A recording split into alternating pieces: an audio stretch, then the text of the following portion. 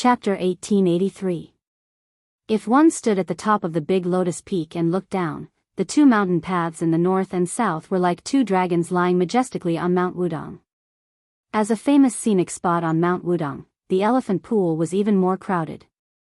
Family members and visitors lingered here, forgetting to go home.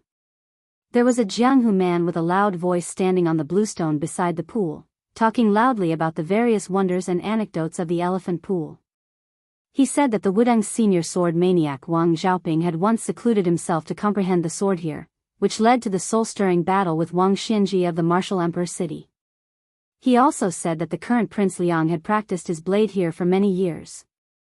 Before he left the mountain, he was able to force the waterfall to reverse its flow with one strike, which was so powerful that it could reach as far as 10 miles away.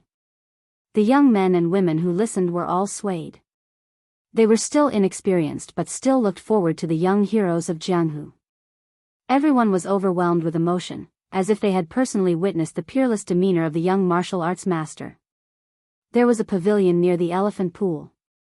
Between the elephant pool and the pavilion, there were many stalls selling incense and candles, fortune-telling for people, and all kinds of clever items. There were even hawkers who cooked on the spot, selling Wudang sesame seed cakes, Taoist stir-fried vegetables, calming soup, and so on. A young man with a bucket on his shoulder stood dumbfounded outside the dense crowd. If he wanted to carry 2 buckets of water, wouldn't he have to fight his way out? He could only follow a deep bluestone path back to the cottage where the mistress was temporarily missing. He put down his shoulder and bucket, took a gourd ladle and bent down to scoop up a ladle of water from the bottom of the water tank. He slowly walked to the vegetable garden and leisurely watered it.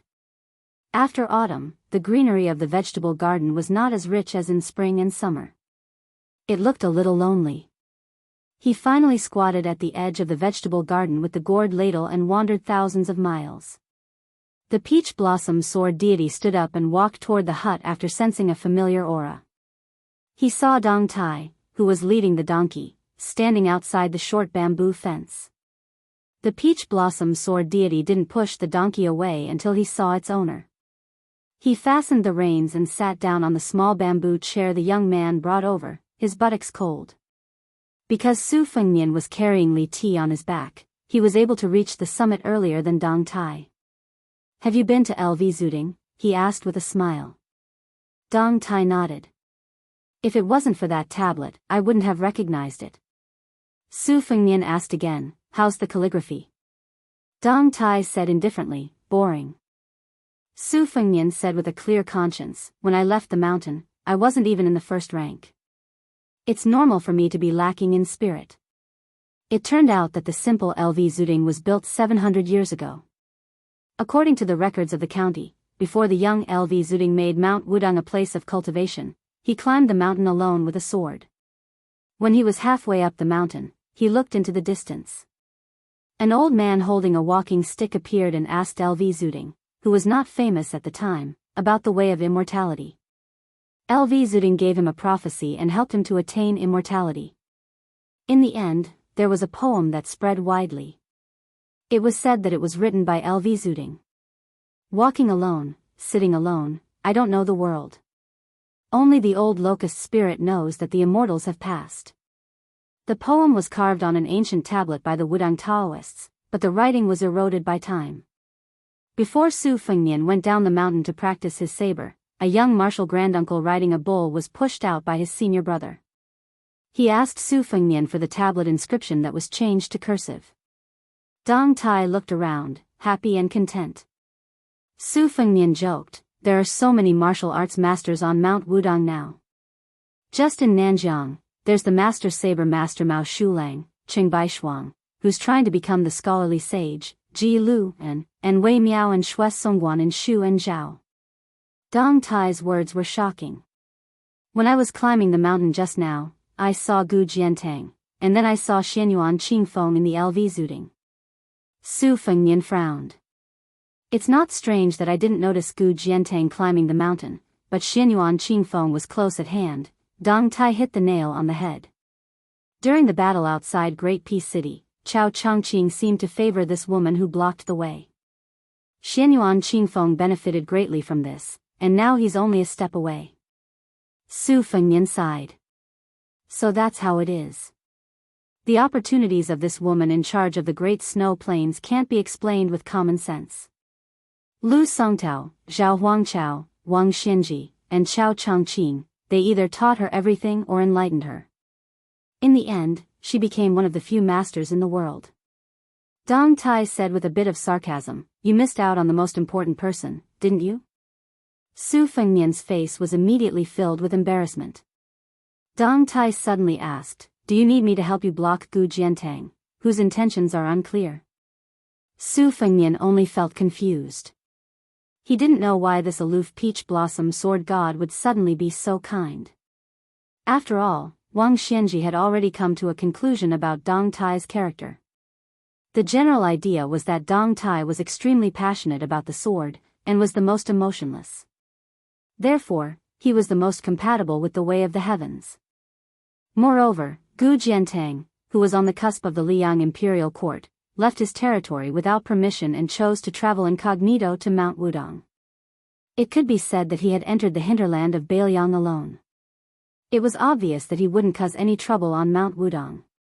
Even if Su Fengnian wasn't at the peak of his realm, he still had a high chance of winning against Gu Jiantang, who had been hiding his strength for many years. Just as Su Fengnian was puzzled, Dong Tai coughed softly and disappeared in an instant.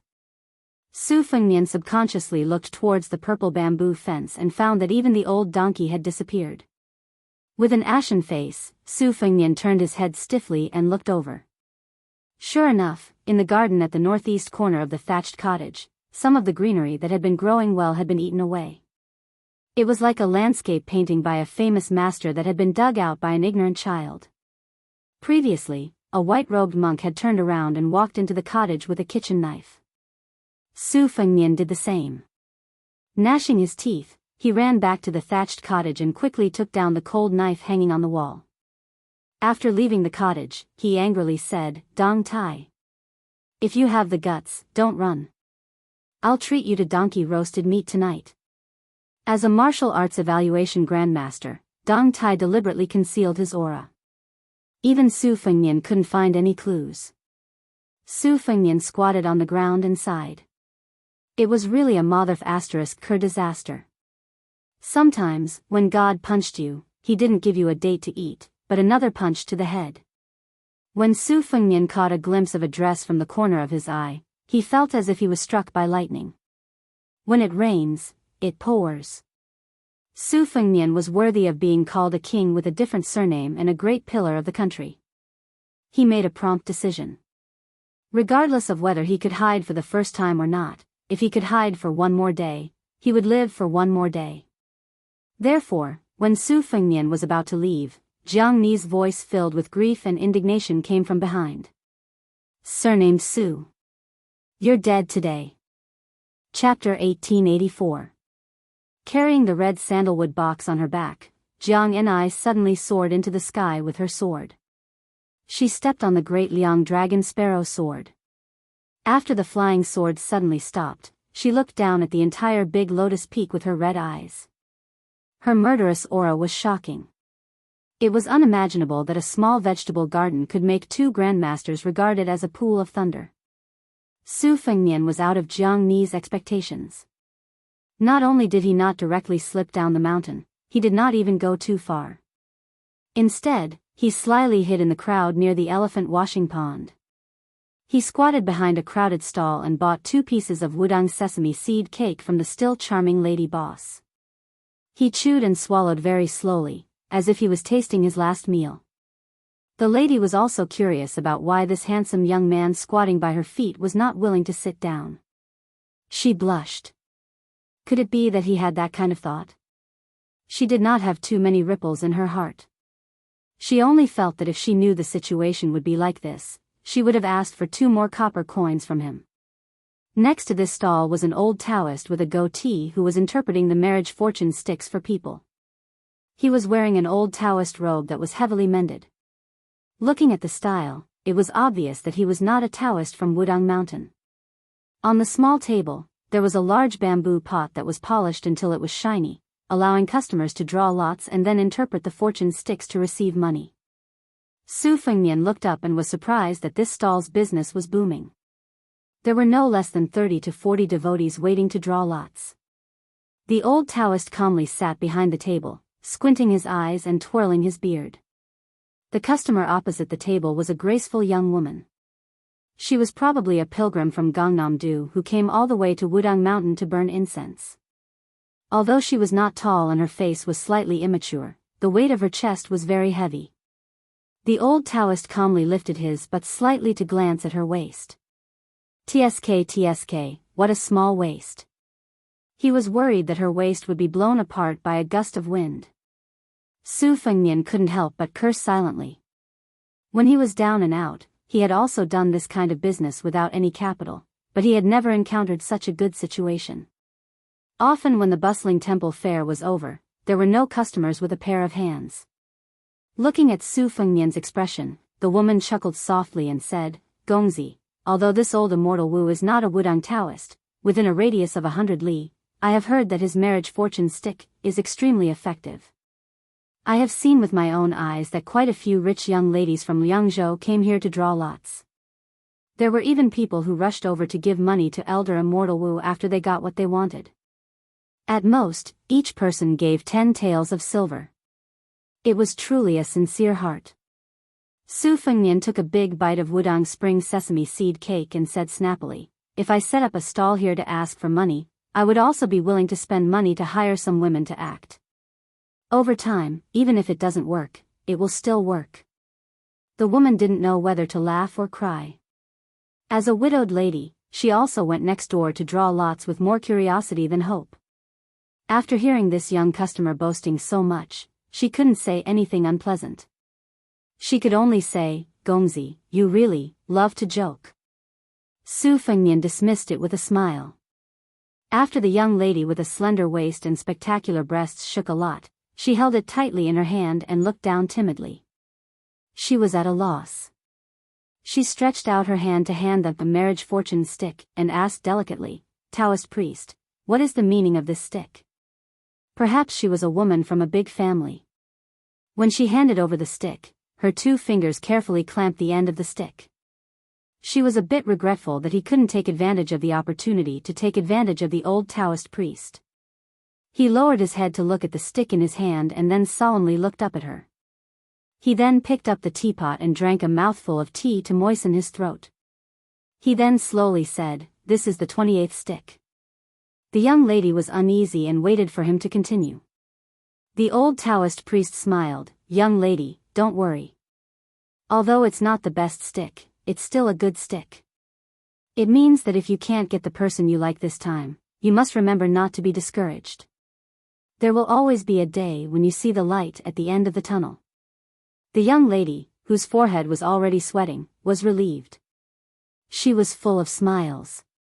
Her rare graceful bearing of a Biyao almost made the old Taoist priest infatuated. The young lady let the maid beside her take out an extra 100 copper coins. She happily turned around and left. The next guest was a young man with a sturdy body. He grabbed the stick pot and shook it vigorously. After a stick fell out, he grabbed it and slammed it on the table. "Look at what stick it is." The old Taoist priest's eyelids trembled. He picked up the stick with a straight face and concisely said, "Fei Changfang's endless yearning place, the 16th stick, the worst stick." The young man was stunned and angrily said, "Even the 28th stick of that little girl is a good draw. Why is my 16th stick a dog's fart bad stick? Old bastard. Are you looking for trouble?" The old Taoist priest turned a deaf ear to this and slightly shifted his gaze. "Next." The young man angrily said, "I'm not paying." The old Taoist priest was indeed an otherworldly immortal. He indifferently said, "There is a rule when I interpret sticks for people. No matter the stick is good or bad, if you believe it, you will get 100 copper coins. If you don't believe it, you can leave. I will not make it difficult for you." The young man was obviously shocked. His momentum suddenly decreased and he asked, "Who is this Fei Changfang?" The old Taoist priest coldly said, "He is a famous Taoist immortal Zhenren of the Dafeng dynasty." The old Taoist priest paused for a moment. With a solemn face, he said in a low voice, this Master Fei is also a good friend of my sect's founder." In the end, they even agreed to ascend together. There is nothing more grand in the world than this. The young man was speechless. In the end, he obediently took out 100 copper coins and gently placed it on the table. He left with a heavy heart. After this small storm, the old Taoist priest had the demeanor of a Taoist master. Even the tattered Taoist robe on his body seemed to have a sense of vicissitudes. Su Fengnian watched from the beginning to the end. He was quite impressed. The old liar did have some Taoist skills. The more he watched, the more interested he became. The following words from the customers were relatively ordinary. There was neither extremely bad nor extremely auspicious. However, what was interesting was that many of the words were taken from Wang Chudong's The First Snow. For example, a young hero asked for a Qingchuan saber is like the soil, and the following sentence, "I can't bear to look at the green hair of the lady, but met with the yellow shirt of the guest." These were all popular phrases taken from The First Snow. It was said that in the early years, a few noble concubines in the Liang Palace loved The First Snow very much. Not only that, even the names of the 3 songs of the Beimang Chess and Sword Music School were chosen from the original songs of The First Snow. It was conceivable that if Wang Chudong were to appear in the Central Plains, he would be a first-class guest. Every time he heard a familiar phrase, Su Fengnian squinted his eyes and smiled. In the end, he looked a little absent-minded. He remembered that there was a woman who was married thousands of miles away. She was infatuated with this book. Su Fengnian sighed. When he was about to stand up, he suddenly squatted back down. Chapter 1885. 2 familiar faces appeared among the endless stream of people at the stall next door. The young master of Yuyan Mountain Villa, Zhang Chunlin, carried a sword box on his back. There were 4 swords hidden in it, which should be the fledgling vine, monk hut, frost blade, and rootless heavenly water. Su Fengnian was at Yuyan Mountain Villa when he first met the white-clothed immortals of the Guanyin sect. Among them was the charcoal girl. Later in the western regions, Su Fengnian and Zhang Chunlin met by chance. Unexpectedly, this young man always treated him as a benefactor. Even the sword he cast from the water dragon song Sword Furnace was named Frost Blade. Presumably, this kind of rebellious behavior of a swordsman who did not respect the way of the sword would provoke criticism in Jianghu. Fortunately, Yuyan Mountain Villa was like the sun in the sky. The Dragon Rock Sword Furnace and the Water Dragon Song Sword Furnace had successively cast more than 10 famous swords, making Yuyan Mountain Villa one of the top 10 gangs in Liang. Its ranking was even higher than Jiangnan's Drum Platform and Beiliang's Fish Dragon Gang. The other was the young master of the Quick Snow Villa by the Spring Lake, Yuchi Nyochuan. Unlike Zhang Chunlin who traveled alone in Jianghu, she was accompanied by a middle-aged man in plain clothes but with a dignified air. Presumably, he was her father, Yuchi Liangfu. Su Fengnian looked at Zhang Chunlin and Yuchi Nyochuan who were walking together and could not help but smile. They were a good match for each other. Zhang Chunlin had no intention of drawing lots. He just stood by Yuchi Nyochuan's side. Looking at her carefully and playfully drawing lots, his gaze was gentle. The old Taoist skill in judging dishes had already been perfected to the point of perfection. As long as it was not the kind of undeniably bad lot, in fact, when encountering a customer whom he considered to be rich and powerful, he would be incomparably adept at describing a plain lot as a good lot. In the final analysis, he had recently taken advantage of the east wind brought by the Wulin World's grand event to set up a stall on Mount Wudang to interpret the lot. It was only a one-off business, why would he care about returning customers? Therefore, when the young lady, who looked like she came from a good family, handed over the bamboo stick and looked at the content clearly, the old Taoist was not stingy with his smile and said happily, "Miss, this is a rare lucky stick. All the heroes in the hall are here, I wonder who will be the top scholar?" There was also an allusion to this story.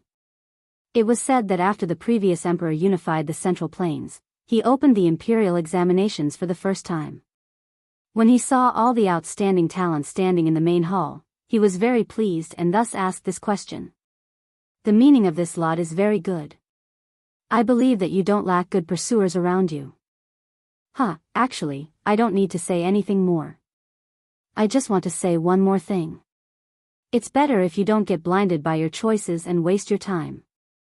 Yuqi Liangfu smiled faintly. As a well-deserved authority in Jianghu, he naturally could see the weight of this old Taoist. But no matter what, his daughter was able to draw a good lot. Naturally, he had no reason to be unhappy. Yuqi Juchuan turned his head and said excitedly to his father, "Father, didn't I say that the divination here is very effective?" Yuqi Liangfu's eyes were filled with affection as he smiled and said, "It's very effective." She thought of something and turned her head to ask tentatively, "Taoist priest, can I take this lot?" The old Taoist was in a difficult position. But when he caught a glimpse of the lady's father's action of taking out money, he immediately smiled and said, "It's fine if you take it. I'll just write another one on the spot. It's not a big deal, it's not a big deal." Yuqi Juchuan received the bamboo stick with both hands and winked at her father. Yuqi Liangfu smiled helplessly and simply placed the entire money pouch on the table. She raised the bamboo stick high above her head. Under the warm autumn sun, she raised her head, focused and happy. On the side, Zhang Chunlin also became happy. Because the two villas were both among the top upstarts in Liang Jianghu, and unlike the Wu family's Sword Tomb and Dongyue Sword Pool, or the Dragon Tiger Mountain and Wudang Mountain, the Swift Snow Mountain Villa and Yuyan Mountain Villa had the potential to be natural allies. In fact, Yuqi Liangfu had taken a fancy to Zhang Chunlin, who had a gentle temperament, the first time the young man paid a visit, and he had long regarded him as a good son-in-law. Especially Zhang Chunlin, who had suddenly become rich. After entering Jianghu, he did not have the bad habit of calling his friends to wander the Jianghu. As the only heir of the huge Yuyan Mountain Villa, he actually came alone with only the sword box, which made the shrewd Yuqi Liangfu very much approve of him. Moreover, the young man's parents, the virtuous couple of Yuyan Mountain Villa, had always thought that they were kind and had a good reputation in Jianghu. But deep down, Yuqi Liangfu also had some considerations that he could not tell others. Now that the northern sect of Liang Mountain Villa had withered, and Jianghu's secret was that Zhang Chunlin's mother came from the Guanyin sect of the South Sea, and was once a talented qi cultivator with a bright future. Yuqi Liangfu had to think deeper and further. If the Swift Snow Mountain Villa and Yuyan Mountain Villa were successful in their marriage, on the surface it seemed that the latter was climbing up the social ladder, but in the future it could be the foresight of the Swift Snow Mountain Villa. Of course, if his daughter was not fated to be with Zhang Chunlin, Yuqi Liangfu would not resort to such shady business. After all, to Yuqi Liangfu, who was ambitious and ruthless but had never remarried after losing his wife, his daughter's happiness was also very important. It was even more important than Zhuangzi's position in Jianghu. Yuqi Liangfu had never denied that for the sake of Snow Mountain Manor's rise, he had spared no effort and no lack of cold-blooded methods. However, this middle-aged man had always insisted that the reason he had put so much effort into Jianghu was so that his only daughter would not have to put so much effort into Jianghu in the future. Yuqi Juchuan, who had gotten what he wanted, was leaving shoulder to shoulder with Yuqi Liangfu. He suddenly leaned over and asked in a low voice, "Father, how many more years do you plan on delaying Aunt Lu?" "Aunt Lu is not young anymore." Yuqi Liangfu, who had not exposed his secret, flushed red. Although that woman had never appeared in the manor, everyone in the manor had more or less heard of her. However, Yuqi Liangfu had never thought that someone would have the guts to let his daughter hear about it. Yuqi Liangfu narrowed his eyes slightly, his thoughts turning rapidly. If he found out who had leaked the heavenly secrets, then don't blame him for throwing that person into the spring deity lake to feed the fishes.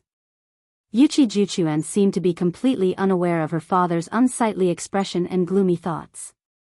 She said indifferently, "Then just marry her. It's not a big deal." "Father, you're so secretive. You really don't have the slightest bit of heroic spirit. Be careful that I don't worship you in the future." Yuqi Liangfu's expression returned to normal, and he softly grunted. She inexplicably added, "You're not allowed to get angry." Yuqi Liangfu smiled and said, "I know." Just as Zhang Chunlin followed the father and daughter and turned around, he caught sight of a person from the corner of his eye. His eyes immediately widened, as if he had seen a ghost in broad daylight. However, when he saw that person raise a finger and shushed him, Zhang Chunlin forced himself to remain calm and continued to walk forward with a calm expression. Su Fengnian, who had finished eating the Wudang spring sesame seed cake, stopped Zhang Chunlin from speaking, then clapped his hands and prepared to leave. After the little clay figurine searched the sky with its sword to no avail, it returned home in a huff. It reckoned that its anger had more or less subsided by now. At the very least, it wouldn't take out its sword and hack people as soon as it saw them. As for whether it would be a few words of abuse or a closed door, with Su Fengnian's thick skin, it wouldn't be a big deal. However, at this moment, the dense stream of people between LV Zuding and the elephant cleansing pool suddenly separated, just like Wudang's old sect leader Wang Zhongluo's one finger splitting the river. Chapter 1886. Su Fengnian rubbed his forehead and stood up, but he didn't leave. It was the Mount Hui woman who had walked out of LV Zuding. Even though she wasn't wearing her world-shaking purple robes today, a certain Jianghu person with good status still recognized her first. Then, she was like a flood dragon entering an ant's nest. The people in front of her couldn't help but move to the side. Yuqi Liangfu stopped and cupped his fists with a smile. Alliance Master Xianyuan. Xianyuan Qingfeng turned a deaf ear to him and walked past the three of them. Yuqi Liangfu also seemed to be used to this. He stood in place and waited for the owner of the Moonless Tower to walk a dozen steps away before continuing to walk forward. Yuqi Nyochuan couldn't help but turn his head and glance at her. That legendary woman who had made countless heroes of Liang River submit to her purple robes. Of the 13 champions of auspicious talisman, she alone held 3 of them.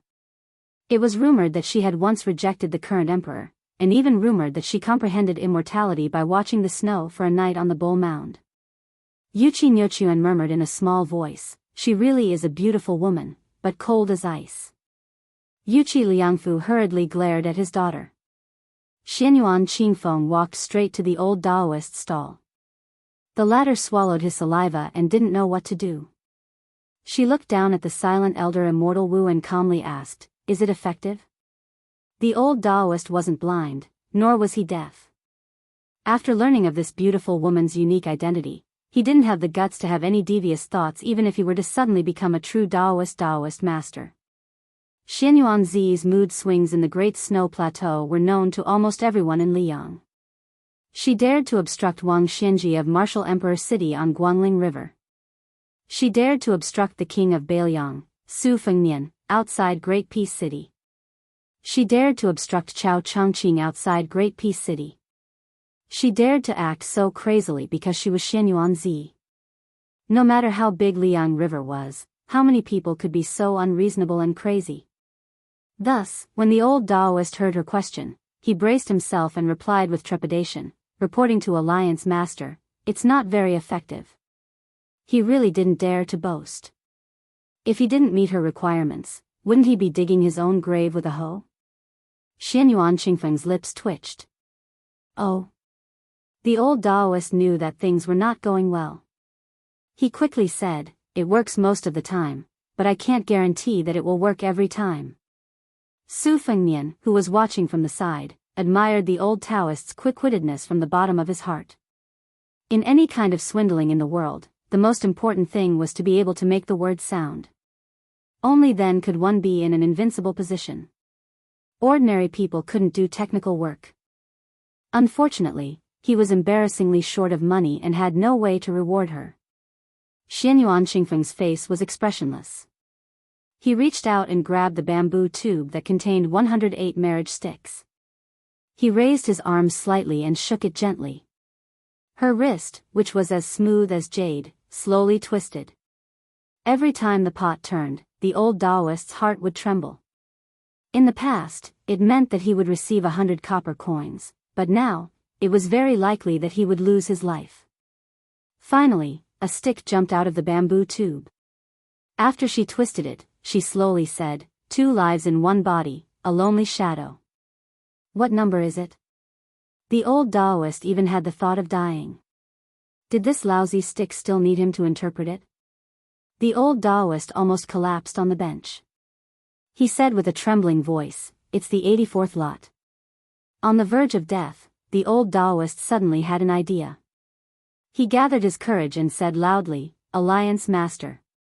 This is exactly the kind of situation where it doesn't work." Many kind-hearted pilgrims nearby broke out in cold sweat for the old Taoist. Xianyuan Qingfeng threw the stick back into the bamboo tube and continued to turn it. The old Taoist stared at the bamboo tube without blinking. He muttered in his heart, praying to all the immortals, Buddhas, and Bodhisattvas. Not to mention the Jianghu great emperor in Wudong, he didn't even forget the local temple in his hometown in River Province. However, when the woman said the second lot, the old Taoist's heart was completely dead. Hoping for a fish from a tree, but in the end, you won't get it. She still asked, "What number is it?" The sweat-drenched old Taoist sighed softly and said weakly, "It's the 54th lot." She held the stick in one hand and the tube in the other. She didn't throw the stick back into the tube, nor did she say anything. She narrowed her long and narrow red phoenix eyes. The old Taoist lowered his head and said dejectedly, "My lot isn't working." The old Taoist didn't even dare to call himself a poor Taoist anymore. She secretly glanced elsewhere. After a moment of hesitation, she began to shake the bamboo tube for the third time. A bamboo stick gently fell on the table. The old Taoist closed his eyes and pretended to be dead. He heard the cold voice above his head. Divination determines doubts. If you don't doubt, how can you divine? The old Taoist, who was already on the verge of collapse, was in a daze. He didn't come back to his senses for a moment. Someone replied on his behalf, "The 11th lot, the middling lot." The old Taoist, who finally came back to his senses, was ecstatic. He said in a heart-wrenching voice, "Alliance Master. It's a neutral lot. It's really a neutral lot." The old Taoist cried tears of joy. The world was like this. After going through the gates of hell and returning to the world of the living, he believed that as long as he had a mouthful of cold water to drink and a cold steamed bun to eat, it would already be a great blessing. She sank into contemplation. After smiling, she unexpectedly shook the bamboo tube for the 4th time. Everyone said that things shouldn't be done more than 3 times, but she still shook the bamboo tube for the 4th time. This time, the old Taoist, who had probably resigned himself to fate, somehow found the energy to look left and right, trying to find the benefactor who previously helped him explain the lot. However, it was difficult to find in the vast sea of people. This time, after Xianyuan Qingfeng drew the bamboo stick, he didn't report the contents of the lot. Instead, he looked at it and handed it to the old Taoist. Like the most ordinary person who asked for a lot, he asked, "What's the meaning?" The old Taoist trembled as he took the bamboo stick. He answered loudly, "Winning lot. Winning lot. Winning lot." The old Taoist only repeatedly signed the 2 words in a loud voice. She didn't get angry. After waiting for the old Taoist to calm down a bit, she continued to ask, "What's the meaning?" The old Taoist raised his sleeve to wipe his tears. He stood up with difficulty, held the lot with both hands and bowed. With a terrified expression, he said, reporting to Alliance Master, "This lot is the 96th lot. Perhaps 10 years, perhaps 7 or 8 years, perhaps 5 or 6 years, perhaps 3 or 4 years. This lot says that when it comes to marriage, haste makes waste. You must wait patiently." The old Taoist didn't forget to say, "It's not necessarily accurate. It's not necessarily effective." Xianyuan Qingfeng neither agreed nor disagreed. He reached out his hand. The old Taoist hurriedly handed the bamboo stick to this terrifying woman who was like the king of hell. Then, she said something that shocked everyone. "Your divination is quite effective. Very good." She lowered her head and put down the bamboo tube. She took out 3 lots in succession. 2 of them instantly turned into fine powder after leaving the bamboo tube. As a result, she only left 2 lots. She raised her head and looked at the old Taoist who looked like he had just climbed out of an elephant washing pool. After thinking for a bit, she said, "You solved the 4th lot for me." The old Taoist couldn't help but widen his eyes. His lips were dry. He heard her slowly say, 100 Tales of Gold, 1 Daoist Secret Manual, 1 House in Beiliang's Lingzhou, and 1 Guest Position on Mount Hui. You can choose any one of them.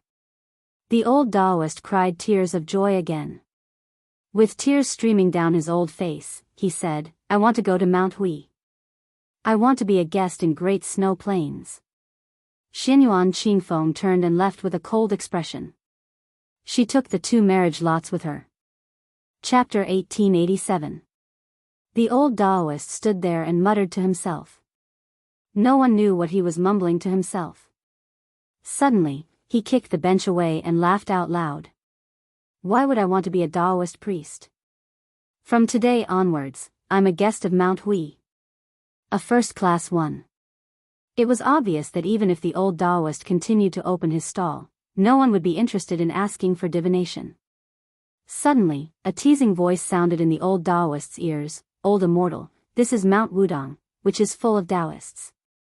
It's not appropriate for you to speak like that. The old Daoist, who was full of pride, frowned and turned his head to look. He saw a young man who he thought could barely be called a handsome young master. The old Daoist snorted coldly. So what if I said it? This poor Daoist is a first-class guest of Mount Hui. Even if this poor Daoist met old immortal Chen and old Daoist Yu, if this poor Daoist met them now, I would probably be able to ask for a cup of tea. The young man gave him a thumbs up and praised, amazing. The woman beside the young man laughed angrily, Old Wu, it was this young man who spoke up for you. Are you blind? The old Daoist was stunned. He immediately changed his expression and smiled, this poor Daoist has been rude. Please don't blame me. The old Daoist strode towards the woman's stall. His Daoist robe's sleeves swayed violently. He had the style of a dragon and tiger. Sister Han, come, come. Help me and this young man get 2 pieces of Wudong spring sesame seed cake. Remember to spread the cake bigger. I don't lack money. Besides, I'm not a stingy person. The woman shook her head helplessly. She was nimble and skillful. Soon, she handed the 2 a piece of Wudong spring sesame seed cake. It was steaming hot and fragrant. When the old Daoist took the sesame seed cake, he wanted to touch the woman's hand. The latter was faster than him and did not let the old Daoist have his way. The old Daoist took a big bite of the spring sesame seed cake and said with a smile, Sister Han, why are you still doing such tiring work? You won't be able to earn much money even if you wake up early and work late at night. Why don't you accompany me to Mount Hui? The woman rolled her eyes. Why are we going to Zhongyuan? The old Daoist chuckled and said, Sister, don't you know what I'm thinking?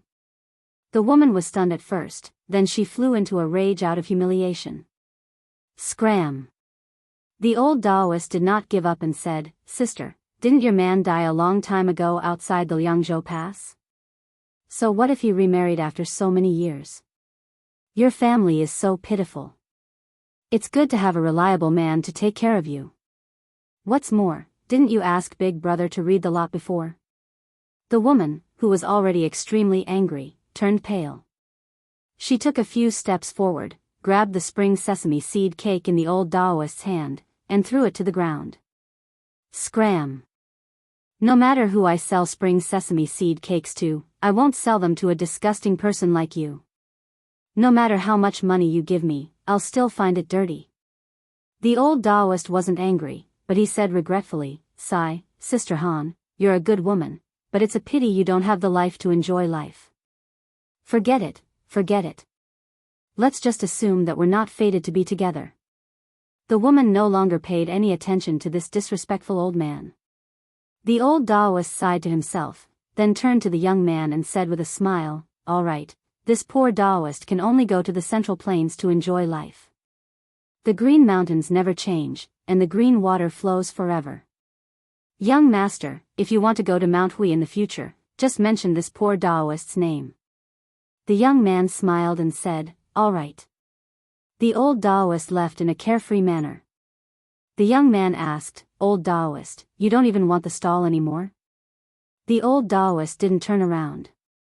He waved his hand and said in a seemingly magnanimous manner, Why would I want those worthless things? If you like them, they're yours. After the old Taoist had walked far away, the woman said to the young man softly, he didn't even tell young master what his name is, and even mentioned his name. I've seen thick-skinned people, but I've never seen someone as thick-skinned as him. Fortunately, I heard that this old man is from Hezhou. Otherwise, he'd really embarrass our Biyao. Su Fengnian smiled and asked, from your accent, you're from Biyang's Lingzhou? The woman had a strange look in her eyes.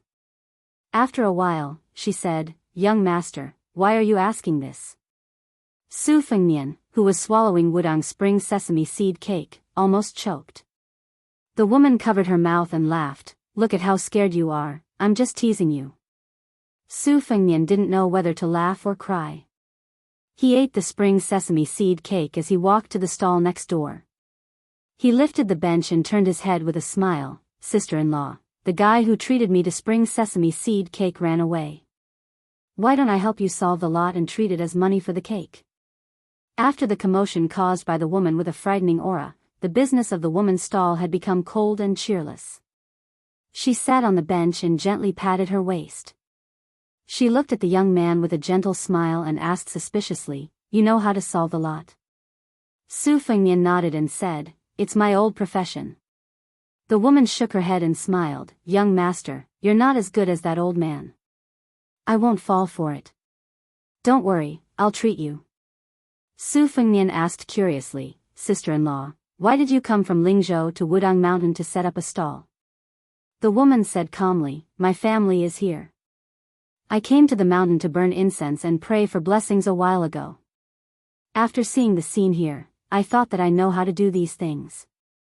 Since I have nothing to do, I thought that I could earn more money by setting up a stall. Su Fengnian smiled and asked, I'm guessing that your children are all studying in Mingguan school? That's right, in Biyao, books are expensive. They eat money the most. The woman stopped talking and stared at Su Fengnian in a daze. Su Fengnian, who was feeling aggrieved, said helplessly, sister-in-law, I'm really not that kind of person. The woman couldn't help but laugh, you really can't take a joke. You're not like the men in Biyao. Su Fengnian pretended to be angry, sister-in-law, don't scold me. The woman waved her hand and brought over a small stool and a bowl of calming soup. She sat opposite Su Fengnian and smiled, the biscuits are for you. This bowl of calming soup can be considered the payment for clearing the sign.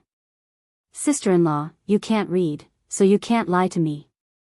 Su Fengnian finished eating the spring sesame seed cake and leaned over to take a big gulp of the calming soup. How can I? The woman held the bamboo tube with both hands. Her eyes were sincere. Su Fengnian sat upright and still. He smiled and didn't say anything. After placing the sign on the table, she used both her thumb and index finger to hold the head and tail. Since she couldn't read, she didn't need to take the extra step of looking at it carefully. She also used both hands to hand the sign to Su Fengnian. That silent solemnity seemed to be handing over her life. The common people who had no fate with history always believed that there was a deity above their heads. They would be willing to believe that there would be blessings in the next life. Only then would they painstakingly climb high and burn incense to pray. Su Fengnian took the bamboo stick. After reading the sign, the corners of his mouth curled up. He said softly, forgetting my feet, it's appropriate to wear. Forgetting my waist, it's appropriate to wear. The 72nd lot, the top lot. The woman couldn't read, but she could roughly understand the contents of the sign. As for the 2 words top lot, it was concise and to the point. There was no need to doubt it. She smiled in relief. Su Fengnian took back the bamboo stick and put it back into the bamboo tube. He drank a mouthful of calming soup and smiled, sister-in-law is a good person. Good things will happen to you. Her smile was tranquil. Chapter 1888. After that, the two of them chatted casually. Most of the time, she talked while he listened. She talked about the scenery of Lingzhou in her eyes. Of course, most of it was about the education of the 2 children in her family. She said that the older children were not bad and were not so naughty. although no one had ever heard the teachers praise them, and most likely they would not be able to pass the county exam. Even passing the county exam and becoming a scholar would not be easy. However, every time she saw the child reading under the light and shaking his head like a scholar, she would feel very happy for no reason. At the same time, the younger child gave her a headache. He would rather work in the fields than study at a private school. At such a young age, he wanted to go to war and kill barbarians. In the end, she said that she did not know how the other places in Biyao were doing. In the past 2 years, at least the children in Lingzhou could get cheap books from private schools. It was so cheap that even a poor family like her felt it was cheap. This was because there was an official surnamed Su in Lingzhou. It was his idea. That official seemed to have said that Biyao had fewer people, but there could be more scholars. She did not know if it was true or not. In any case, those books were indeed much cheaper than 5 or 6 years ago. That was why she said that official surnamed Su was a good person. Unfortunately, she heard that he left Lingzhou to become an official in Liangzhou. Su Fengnian smiled gently and looked into the distance. He said softly, Zhu Zi is good in everything, but his alcohol tolerance is bad. The woman did not understand and did not ask further. There was business at her stall. The woman asked, Sir, can I have that lot back? Su Fengnian smiled, then I will have to look for it. Sister-in-law, you go ahead. I will send it back to you when I find it. She nodded. After she stood up, the woman suddenly blushed. Sir, you can call me aunt. Don't call me sister-in-law. Su Fengnian was confused. The woman snorted and went to the stall next door. Su Fengnian shook his head. He did not understand. He held the bamboo tube upside down and poured out the bamboo lots. After Yuqi Yuquan and Xianyuan Qingfeng, 5 of the original 108 lots were missing. He found the bamboo stick that the woman had shaken out and stood up to deliver it. She realized that this young man, who was so idle that he had become a fortune teller, didn't seem to understand what she meant. Thus, she felt a little embarrassed. She glanced at the bamboo stick and carefully put it away. She raised her head and asked, Which stick? Don't lie to me. Su Fengnian shook his head and said seriously, I'm not lying. She smiled and said, Go, go. Sister-in-law won't delay you from swindling money. Somewhat depressed, Su Fengnian sat back down at the table and resumed his old business. He was familiar with the business and began to openly solicit business. It was just that the old Taoist with the goatee had left behind such a mess. Good news didn't leave the house, but bad news traveled 1,000 miles. In addition, the nearby stalls believed that Su Fengnian was a money-grubbing swindler. Moreover, he was young and didn't wear a frightening Taoist robe. Naturally, he gave people the impression that he didn't know how to do things properly. Groups of pilgrims and tourists passed by, clearly not interested in stopping to draw lots. It was rare that 2 or 3 young women wanted to say something and went forward to draw lots. In the end, they were all tactfully refused by their family elders or men of the same age. Su Fengnian could only drink the calming soup in small mouthfuls. He was really bored to death. Su Fengnian gradually changed from sitting upright and still, to sitting with one leg crossed over the other, and then to lying on the table and shaking the bamboo tube. In the end, he simply shook out bamboo lots himself.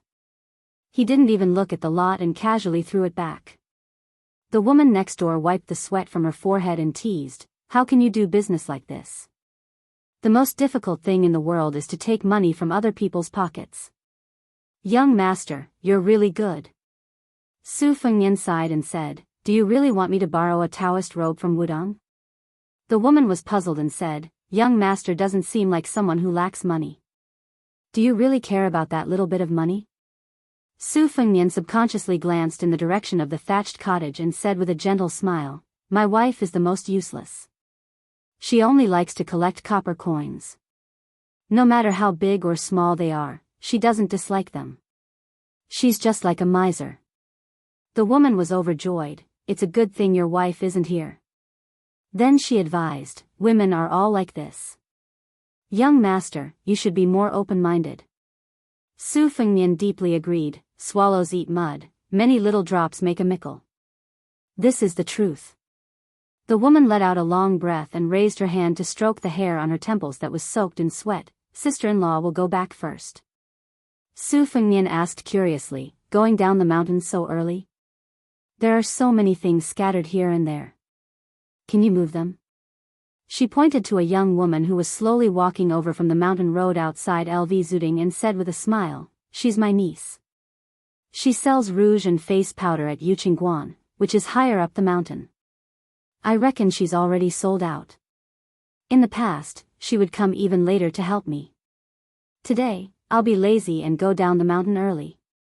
Su Fengnian stood up and said, if we go down the mountain from here, there are still a lot of mountain roads to go. Sister-in-law, I'll help you pick a path. She shook her head and said firmly, no need. I have a lot of things here, but they're not heavy. Su Fengnian joked, sister-in-law, just take it that I have bad intentions. In any case, I'll send you to the memorial arch at the foot of the mountain, okay? The woman lightly spat and glared at Su Fengnian, who spoke without thinking. She laughed and said, you're not afraid of being disliked, but I'm afraid. My niece is very shrewish. What, could it be that you've taken a fancy to her? Then sister-in-law can be a matchmaker. Su Fengnian glanced at the young woman who was getting closer and closer. He gasped. Her waist was not a willow tree, but a big locust tree. He smiled bitterly and said, forget it. She took the opportunity when her young niece was not close to the two neighboring stalls. She faced Su Fengnian and asked softly, what are you thinking about? At this moment, she saw that the young man was handsome. His eyes were especially clear. They were so clean that they were like the elephant washing pool she saw when she first climbed Wudang Mountain. Su Fengnian said, I've been outside Liangzhou Pass, to Huayang Pass, and to Huda City. She said calmly, I see. Su Fengnian grinned. She asked for no reason, do you think the Beimang barbarians will fight all the way here? Will they fight all the way to Lingzhou? Su Fengnian's expression was firm and said, as long as there is one person left in the Beiliang cavalry, then the Beimang barbarians' horses will not be able to step on the grass and trees inside Beiliang Pass. She nodded and then smiled. You talk so big. You speak as if you're a high-ranking official. Su Fengnian laughed and said, I'm not a high-ranking official. She said unhappily, do you even need to say that? Su Fengnian was still unwilling to give up. Sister-in-law, you really don't need to help carry the burden? Her following words made Su Fengnian dumbstruck. Don't call me sister-in-law. I've seen many Jianghu people these days. I heard them say that when our young prince roamed the Jianghu, he had a catchphrase. It was something like, nothing is better than dumplings, nothing is better than sister-in-law. Su Fengnian wiped his face with his hand. He was devastated. Did no one mention the phrase, return my ass I said at the top of the snowfield to you? Isn't it more arrogant than this catchphrase? Besides, this phrase was also heard by a sloppy wooden sword ranger somewhere, and then he insisted on teaching me. The woman's eyes were mischievous. She didn't say anything else and turned around to pack up. Su Fengnian looked at her back and finally didn't dare to call her sister-in-law. He only asked, did the government embezzle or delay the payment of the pension? She paused and didn't turn around. She shook her head and said, no. His old sergeant often sent us extra money a few years ago.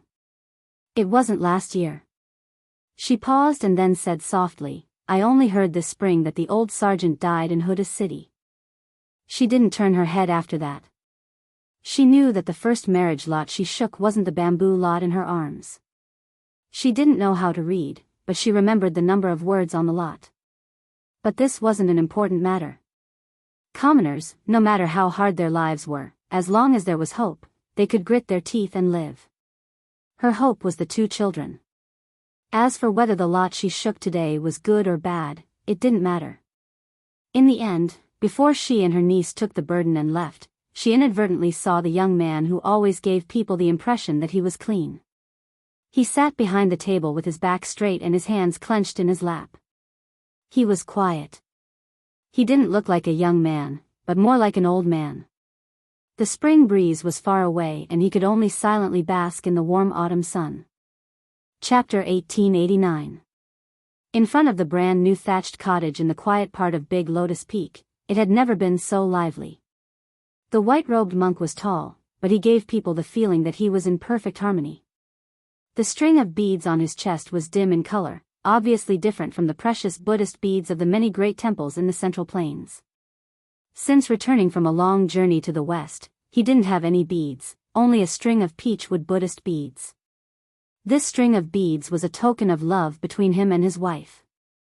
After she gave it to him, she actually regretted it, because later she heard that peachwood was a material highly respected by Taoists. It could ward off evil spirits, but in Buddhism, peachwood Buddhist beads weren't worth mentioning. But the white-robed monk Li Shaoxin never left this string of Buddhist beads except for hanging it on the wall before he went to sleep. In Buddhism, there was a saying, "Be mindful of your heart and mind." His common name was Li Shaoxin.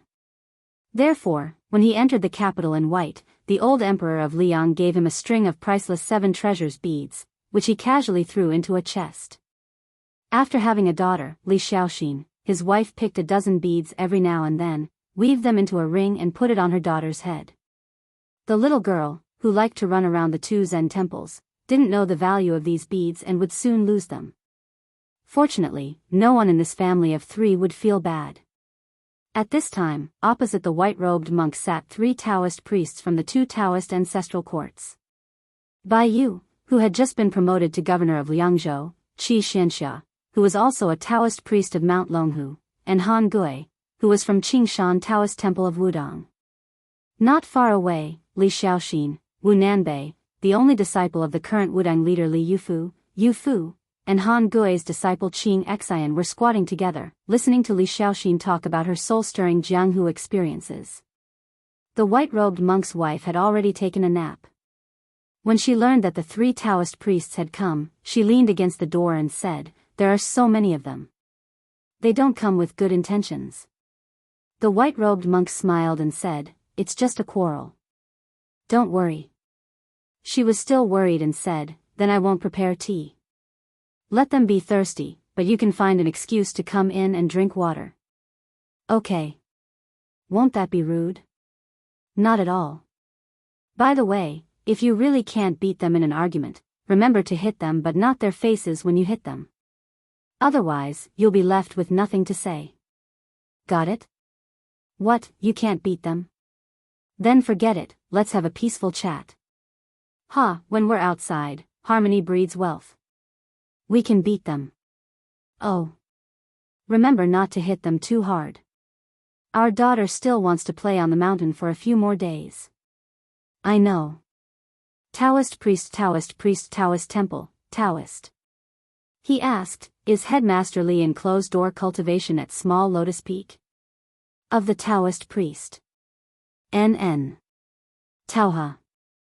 He gently stroked the string of mahogany Buddhist beads and said indifferently, "The earth sinks in the southeast and the 4 desecrations flow to the sun position."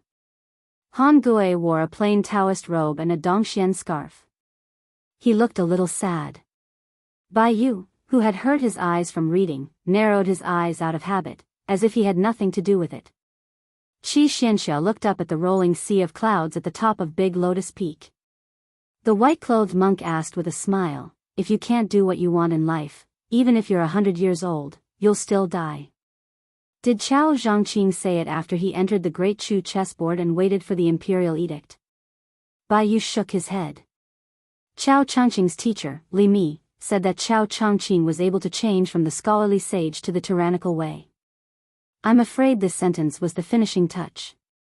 The white-clothed monk gently twirled his Buddhist beads. If the 3 things of a good flower, a full moon, and a long life are the happiest wishes of mortals, then the pursuit of your Taoists is to have a smooth mind, right? Biyao rubbed his eyes lazily and asked with a smile, "What, are you going to quarrel? But there's not even a cup of tea here." The white-clothed monk said softly, "If my wife doesn't let me prepare tea, I won't dare to make a decision." As for quarreling. The white-clothed monk looked over everyone's heads and looked not far away. He said loudly, "Disciple, come, come. talk to our Mr. White Lotus about Buddhism. Unexpectedly, the young monk slightly raised his little bald head and said reluctantly, Master, if it wasn't for Li Zi not letting me go, I would have gone to the clear jade temple to buy rouge for Master's wife. Master's wife said that there's a young woman as beautiful as a flower there. These days, she's been selling Shu sunflower rouge at a very low price. It's said that there's also Wu Yu Yen Lu Fong in Jiangnan. The white-clothed monk glared at him. You still have the nerve to talk about Wu Yu Yen Lu? You dare to sell a small box the size of a fingernail for 5 taels of silver? If you didn't mention it to Master's wife, she wouldn't have been thinking about it the whole night. Last night, she was talking about Wu Yu Yen Lu in her sleep. The young monk said confidently, I just think that the rouge is really good. Those at the escape summer town at the foot of the mountain are cheap, but the fragrance is too pungent. Although the box is bigger, it's not like Master didn't see it yesterday. Master thought that it wasn't expensive, so Master's wife put so much on her face. When she lowered her head while eating, the rouge would fall into her bowl. It was so scary. Master, you were obviously scared out of your wits, but you still said to Master's wife something like, such a scene is really rare in the world. Then Master's wife grinned and more rouge fell. The white-clothed monk coughed a few times. Biyao felt that if this middle-aged monk of the 2 Zen temples hadn't been absent during the battle between Buddhism and Taoism at Mount Longhu more than 10 years ago, he probably wouldn't have been able to turn the tide. The head of the Green Mountain Temple, Han Gui, was looking down. He was like an old monk in meditation. Qi Xianxia seemed to be secretly rubbing the space between her eyebrows. Suddenly, 2 voices sounded from inside and outside the house at the same time. They were full of surprise, Mai and Yanzi from the tobacco workshop. Inside the house, it was naturally the white-clothed monk's wife. Outside the house, it was Li Xianxia.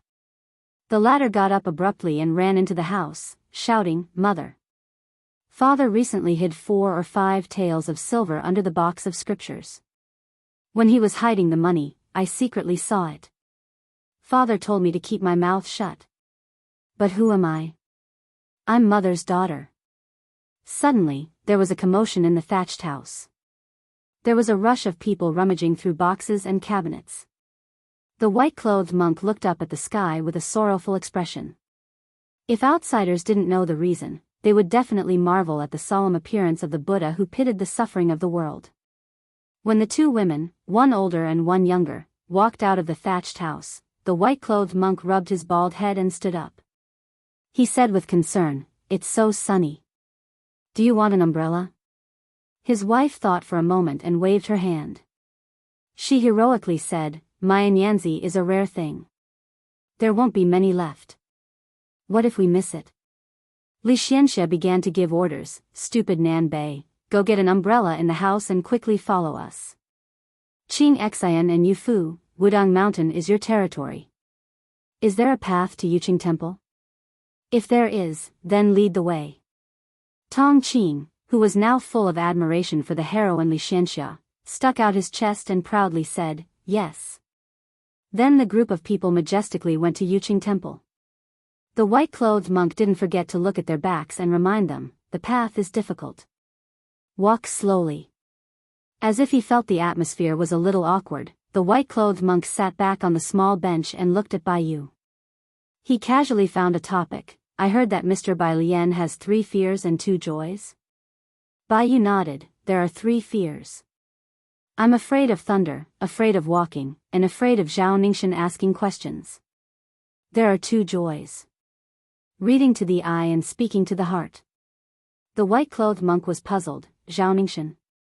Biyao was a little sad, his real name is Zhao Jingxi. He is the only son of the old headmaster. His temperament is particularly simple and steady. After leaving the mountain, he experienced several tribulations and gained a blessing in disguise. Now his heart is close to the Tao. The white-clothed monk said, Oh, is he the young Taoist who invited the Taoist Master Mansion's ancestor to come down to the mortal world?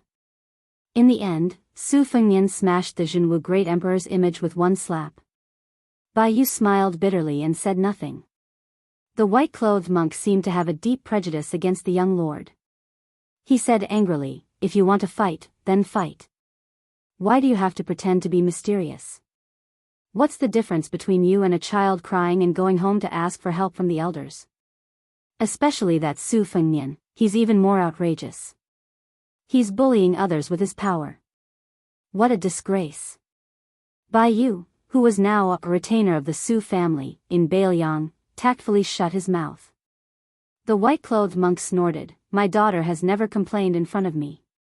Every time she fought, she beat those little baldies until they cried and ran back to their masters." Han Gui smiled knowingly. He seemed to be thinking of his disciple Qing Xian and the little Taoist boy Yu Fu who was brought back to the mountain by the headmaster Li Yufu. People outside the world may not be heartless. At this moment, Qi Xianxia, the only one of the three Taoists who cultivated, suddenly stood up. He turned around and looked as if he was facing a great enemy. The white-clothed monk was still sitting on the small bench calmly, slowly twirling the Buddha beads. A man with white hair on his temples appeared in everyone's sight. He was empty-handed. He smiled and said, "Since the thunder of mind, I have comprehended 2 more moves in the past 20 years. I want to learn from the 2 of you. Now that Wang Xianji is dead, I can only come here to disturb you." Li Dongxin slowly stood up and said indifferently, "Hurry up and fight while my wife is not here. But let's make it clear in advance. Whether it's a fight or a battle of life and death, don't destroy the hut. Otherwise, I will really be angry." Chapter 1890. After hearing the monk's harsh words, he smiled and said, "I only care about the blade. I don't care if you're angry or not." Li Dongxin dismissed it with a smile and gently clasped his hands together, greeting him politely. Black Buddhist beads, white kasaya. It was truly out of this world. Qi Xianxia pulled Biyao under the roof of the thatched cottage. Han Gui followed closely behind. The 3 of them had guessed the identity of the visitor. It was unexpected, but it was also unexpected. Thunder Square. This was undoubtedly a thunderous title. Whenever people talked about spring and autumn sword armor Li Chungang, they would talk about the wooden horse ox, the 2-sleeved green snake, and the sword opening the gate of heaven. Not to mention Liang Jianghu, even in the imperial court, everyone knew the famous technique of the old minister of war, Thunder Square. It was with this technique that the Zhao clan of Liang Jianghu defeated Mao Shulang, a master of the Eastern Vietnam and Tang Empire. With this, he established his position as the #1 saber user in the world. Gu Jiangheng was to the saber, like Li Chungang to the sword, and Wang Xiu to the spear. This kind of martial arts status was the dream of countless people in Jianghu. However, the most embarrassing thing about Gu Jianghu was that he stood at the top of the world's saber users. His ranking in the previous martial arts competitions was not outstanding. Not to mention Wang Xianji of Martial Emperor City, he was probably not even at the top. More importantly, in the competition between the sword and the saber, whether it was the old god of sword Li Chungang or the god of peach blossom sword Dong Tai, whether it was in terms of cultivation or pure combat power, Liang Jianghu recognized them as the top swordsmen of the new and old generation. They were far ahead of Gu Jianghu. When His Royal Highness first entered the world of martial artists, Wang Xianji, Dong Tai, and Chao Chongqing were known as the only 3 outstanding people in the world. The other 7 people were clearly reduced to the role of reading books with the crown prince. The 7 people, including Gu Jiantang, were indispensable to the entire Chinese world of martial artists, but those who were ranked among the top 10 were dispensable. After Li Chungang returned to the realm of Earth Immortal, the person who used the sword declared that the gap between Gu Jiantang and Li Chungang was only 1 Gu Jiantang.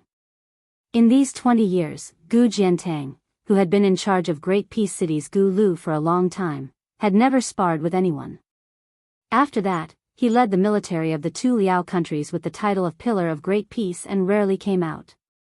It was only when Chao Chongqing from West Chu brought Jiangxi into the capital that Gu Jiantang, who had already given his beloved saber to his son-in-law, Yuan Tingshan, slightly revealed his outstanding strength. Gu Jiantang didn't seem to care about the ranking of the martial arts role, and was even less interested in the battle between the saber and the sword. Wang Xianji had the domineering aura that no one dared to claim to be the first if he claimed to be the second in the world. Xiao Chongqing had the magnificent feat of passing through the imperial city 3 times like passing through corridors. Dong Tai had the unrestrained freedom of riding on a donkey and watching the mountains and rivers. As a result, in the recent years, the new prince of Liang, Su Fengnian, had appeared out of nowhere. Xianyuan Qingfeng had suddenly risen to power in the Great Snow Plains, and the devil Woyang had shaken both the northern Mang and Liang dynasties. Gu Jiantang was still quiet in the world of martial artists, watching the ebb and flow of the new and old world of martial artists, indifferent. Therefore, the Jianghu of the Central Plains that naturally rejected Great Peace City could never admire this supreme saber master who was an extremely high official in the imperial court. However, it was this pillar of the country that was willing to stay out of the Jianghu that climbed Mount Wudang today, found the white-robed monk, Li Dangxin, and seemed to want to destroy his invincible Vajra with one strike. Other than being obsessed with the way of the sword, Qi Xianxia had always been a pure and simple person. As for Gu Jiantang's visit, the little celestial master who had once abandoned the old way of the sword with great perseverance in Great Peace City, actually didn't care about the outcome of this peak battle. Therefore, he wouldn't make any comments or pretend to be surprised. Han Gui was praised by the old chief, Wang Zhonglo, as a sincere heart, a late bloomer, and was regarded as a good friend by the former chief, Hong Shixiang. At this moment, he was a little worried, afraid that if the commotion became too big, Wudang wouldn't be able to clean up the mess, adding unnecessary trouble to the young king. Mr. White Lotus, who only had 3 fears and 2 pleasures in life, was even less interested in fighting and killing. He moved a small stool and sat under the eaves, in a daze, his mind wandering thousands of miles away. Now that the 2 kings had joined forces to stir up the Central Plains, the imperial court originally promised to give Bailiang the grain, but there might be new problems. Chang Sui, who was in charge of the grain with his identity as the provincial governor of Lingzhou, had already sent a secret letter to Mount Qingliangshan, requesting to use the Fish Dragon Gang's power to infiltrate the grain transportation of the Guangling River from Xiangfan City to Lingzhou. If there was no other choice, they would need the blood of more than 20,000 gang members. To open the way, they would win millions of stones of blood-stained grain for the Bailiang border cavalry. As a result, the 3 of them didn't care why General Gu didn't carry a saber. Gu Jiantang's talisman saber, Nanhua, and Wudang's sword maniac, Wang Xiaoping's talisman saber, Shinshu, were equally famous in the world. Gu Jiantang was tall and had the typical physique of a northerner. His green robe was elegant, and he had the temperament of a southerner. Gu Jiantang, Jian Tang. But he used a saber. After defeating Mao Shulang, he was at the peak of Jianghu's reputation, and he was also praised as the Saber Saint. It was hard to say whether the nickname was wrong, but the name seemed to be wrong. Gu Jiantang put one hand behind his back and slowly raised the other hand. The white-robed monk, Li Dangxin, put his palms together and bowed with one palm. He lowered his gaze and silently chanted. Amitabha. Chapter 1891. Many Jianghu people heard that Xianyuan Zi had not only shown up on Mount Wudang, but had also asked for 4 marriage sticks in one go at a stall near the elephant washing pond. Su Fengnian's stall immediately became prosperous. Although they saw that Su Fengnian was just a young man and not the otherworldly expert that they thought he was, they just wanted to join in on the fun, so most of them were not stingy with their copper coins. In addition, this handsome fortune stick was indeed eloquent, so even if it was some mediocre or low-grade fortune stick, he could still speak eloquently and eloquently. Gradually, not only were the Jianghu people willing to fork out money, many pilgrims and tourists who did not involve themselves in the Jianghu also began to believe that it was true. This was especially true when a heroine from outside the Jianghu drew a very auspicious marriage stick, which made people eager to give it a try. This was because her 108th lot, "May we be together for 1,000 li," was not only second to the best lot stick, but also came from that great literary woman's The First Snow. Everyone had the desire to win or lose. Until now, the most auspicious lot king had not been drawn yet, so naturally it made people eager to get into action. Many onlookers who had originally scoffed at the idea of drawing lots to sever marriage also began to try their luck. Unfortunately, it was strange that after more than 2 hours, more than 100 people had finished drawing their lots, but still no one had drawn the best lot stick from the bamboo tube.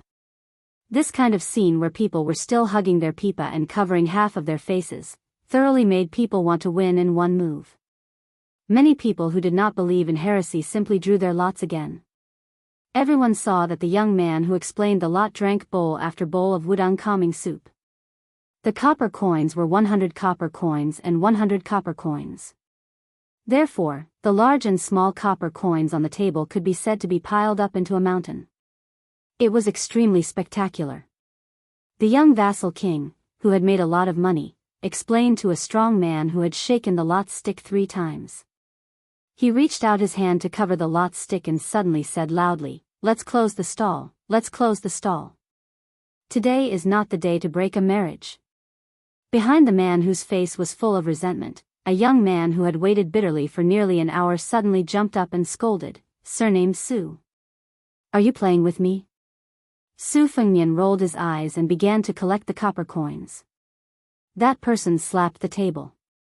"If you dare to leave, don't blame me, Su, for exposing your secret." Su Fengnian raised his head and glanced at the exiled crown prince of the old western Shu. "Be careful not to step on dog poop when you cut off someone's path to wealth. Besides, do you think you can afford to pay the fee?" Su sneered, "Is 10,000 enough?" Su Fengnian stopped collecting the copper coins. The meaning behind Su's words was probably only understood by him, the king of Biyao. 10,000, that was the source of 10,000 soldiers from Shu Zhao. So Su Fengnian asked with a smile, "Do you mean what you say?" Swordsmith Qi, who was standing behind Su, said softly, "It is this old man's son's idea." Su Fengnian smiled and put 2 fingers together. "I will only help you with this amount." Su's face was full of anger. He leaned forward and pressed both hands on the table. He lowered his voice and said, "Do you think I am a Taoist immortal who can scatter beans and turn them into soldiers?" Su Fengnian raised 3 fingers this time. "No sincerity. I will raise the price." Su's face darkened and he panted. The blind guqin player, Shui Songguan, who was carrying the guqin case on his back, smiled and quietly pulled on Su's sleeve. Su snorted and crossed his arms in front of his chest. Su Fengnian withdrew his hand and put away his cynicism. His eyes suddenly became cold. He looked up at the 3 old Beimang people. "Some losses, I have suffered once, and that is enough. For the sake of our past friendship, I will advise you not to learn from those spring and autumn clans. This old man, Zhao Dingxiu, knows better than you how our Su family deals with them." Su's face was red. He was so angry that his whole body was trembling. He was extremely ashamed. Shui Songguan, who was familiar with the inside story, sighed slightly and then gently held his hand. Su's eyes were vaguely moist. He held his hand tightly and turned his head away. It was unknown whether he didn't want to see the young king's face or he didn't dare. When this old man fled to the streets of Beimang, he had almost given up the idea of reviving Shishu. The reason why he made a comeback and made up his mind to return to the Central Plains was all because of this young king. Even their early smooth sailing was largely attributed to the various death soldiers that Beiliang buried in Shu and Zhao. However, when Chen Jibao was appointed as the king of Shishu, not only did he cut off the connection between Beiliang and them, but he also forced the real backbone of Shishu, Zhao Dingxiu, to change his mind. To put it nicely, they were judging the situation. To put it bluntly, they were burning the bridge after crossing the river. In the beginning, this old man even prepared for the worst. He prepared to face the wrath of Beiliang, especially Fu Shui and Yang Ying. But for some reason, the young king who stabbed them in the back seemed to be unaware of it. This undoubtedly made this old man, who was influenced by the benevolence of the Confucian school, feel deeply guilty. That was why Su and the other 2 went to the desert. After all, the white-clothed war saint, who once played with the territory of Shu and Zhao, was now in Guangling Road in Liang. In order to fight for the Central Plains, most of the elite troops under the king's jurisdiction went out of Shu to the east. As a result, it gave this old man a chance to make up for it or to make a new bet. Sword craftsman Qi took off the sword box and gently put it on the table, This old man told me before leaving that 20,000 was the bottom line. Plus this full armor snow, as an extra. Chapter 1892. Su Fengnian slowly exhaled a mouthful of murky air that had accumulated for a long time. Su Fengnian was indeed resentful towards this old man's son who wholeheartedly supported the Su family in western Shu. If they had not rushed to Shuzhou to raise the flag of restoring the country, many of the chess pieces that Biyao had secretly buried there would not have surfaced so quickly. Even if they were not used, it would have been far better than the current awkward situation. If Qin Jibao had not completely fallen out with Biyao back then, those spies and men of sacrifice who had used up so much of Beiliang's energy and financial resources would not have survived. According to Master Li Yishan's established plan, once Liang Imperial Court decided to drag them down in the future Battle of Liangmang, Beiliang would directly intercept the local spearhead, Beiliang's strategic rear. Therefore, regarding the continuous infiltration of Shuzhou and Zhao, Beiliang could be said to have spared no effort, far more than the Central Plains. Therefore, a certain diligent steward of a certain Junwang manor, an old-fashioned private school teacher teaching, a peddler running around the marketplace, a beautiful courtesan from the brothel, or even a military officer with real power in the Shu Zhao army could all be the men of sacrifice of Fu Shuifang. Taking a step back, Shu Zhao and Beiliang were cut in half by Qin Jibao. Even if the Su family's Iron Horse cavalry did not manage to defend Beiliang in the end, causing the Fu Shuifang's chess pieces to be unable to achieve anything in the end, at the very least, those people could slowly grow old and die in Shu Zhao and Zhao with a kind of unknown regret. Not like now, where they were like wandering ghosts exposed to the light of day. Not only did Qin Jibao know their identities, even Li Yang and Zhao Go had probably begun to secretly record it, so that they could settle the score with them in the future. With regards to Su Fengnian did not hold any grudges. This young man was originally a puppet that could not even be considered as a hands-off shopkeeper. Under the general situation, he could only go with the flow. In Shu and Zhao, two places, Su pulled a blind zither player to pretend to be a young hero devil, and wandered around the Jianghu wantonly. Perhaps it was a kind of mood similar to drowning one's sorrows in wine. Su Fengnian felt nothing but admiration for the swordsmith Qi who had gifted him a new sword, Spring and Autumn. In the end, Su Fengnian was angry at Zhao Dingxiu's betrayal, but he resented his own carelessness even more.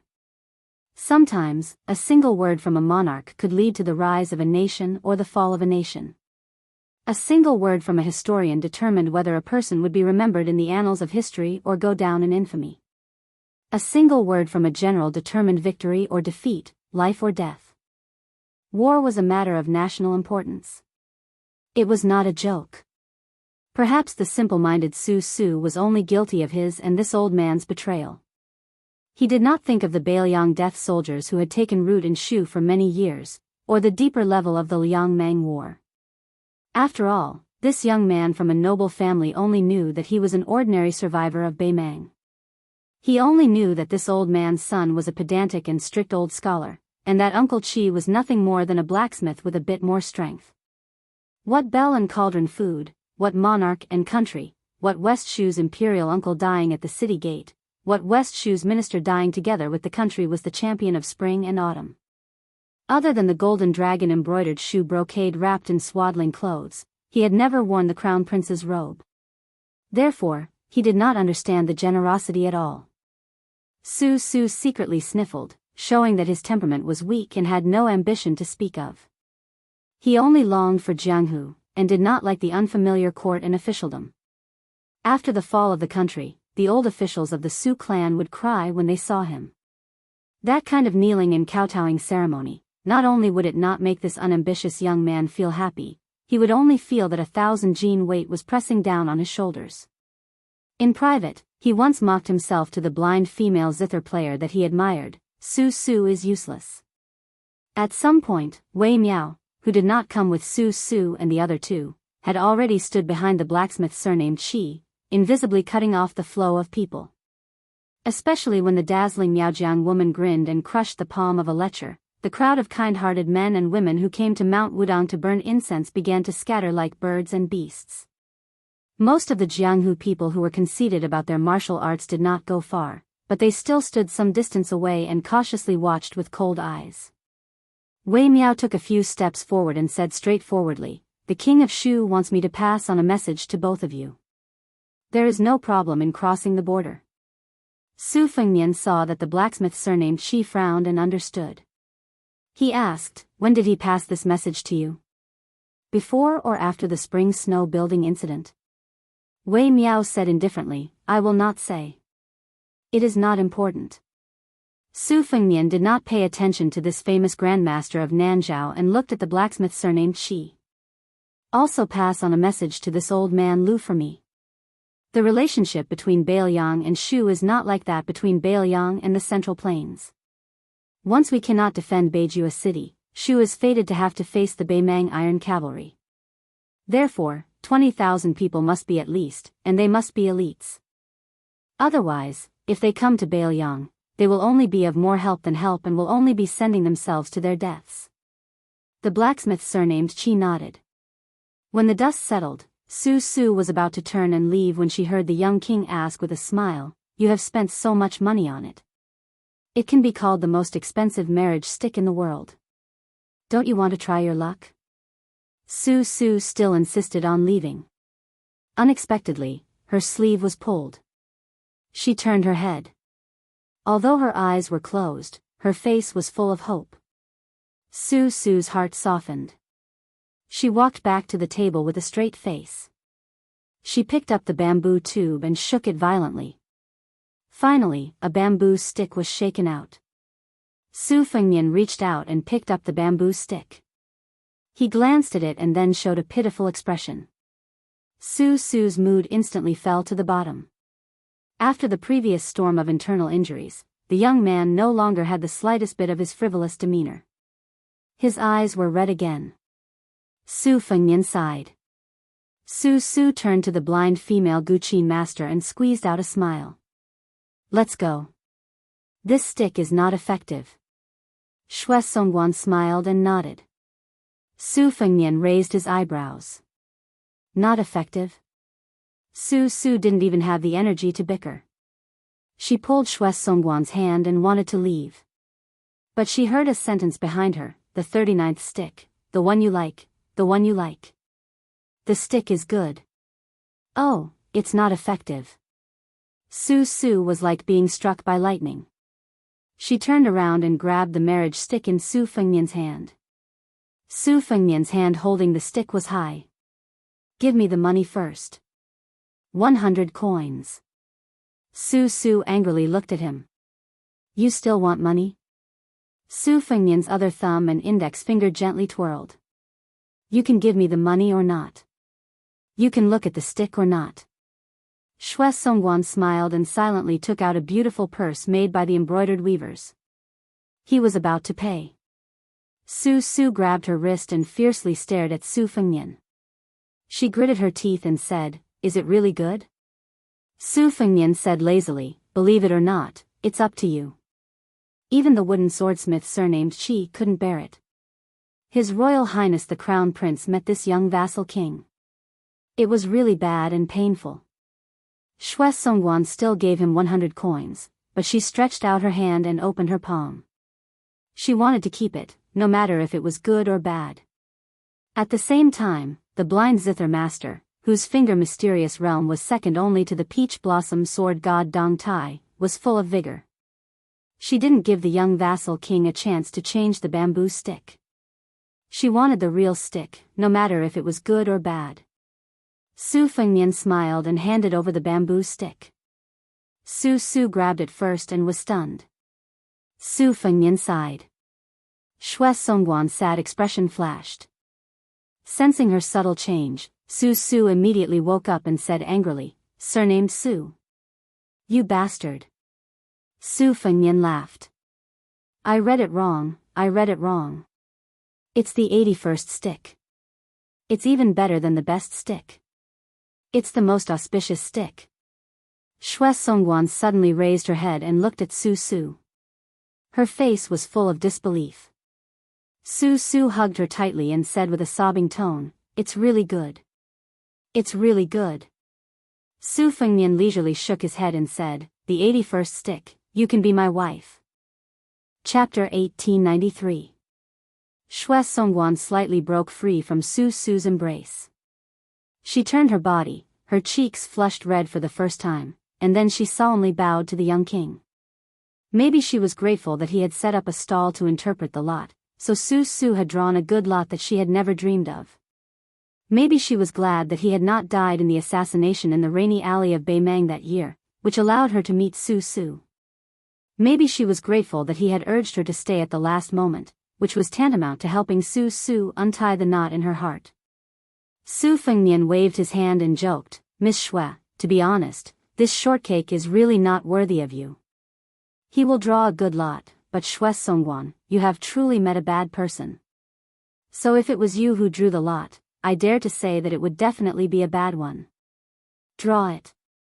Su Su had long been tormented by Su Fengnian to the point that she did not have any energy left.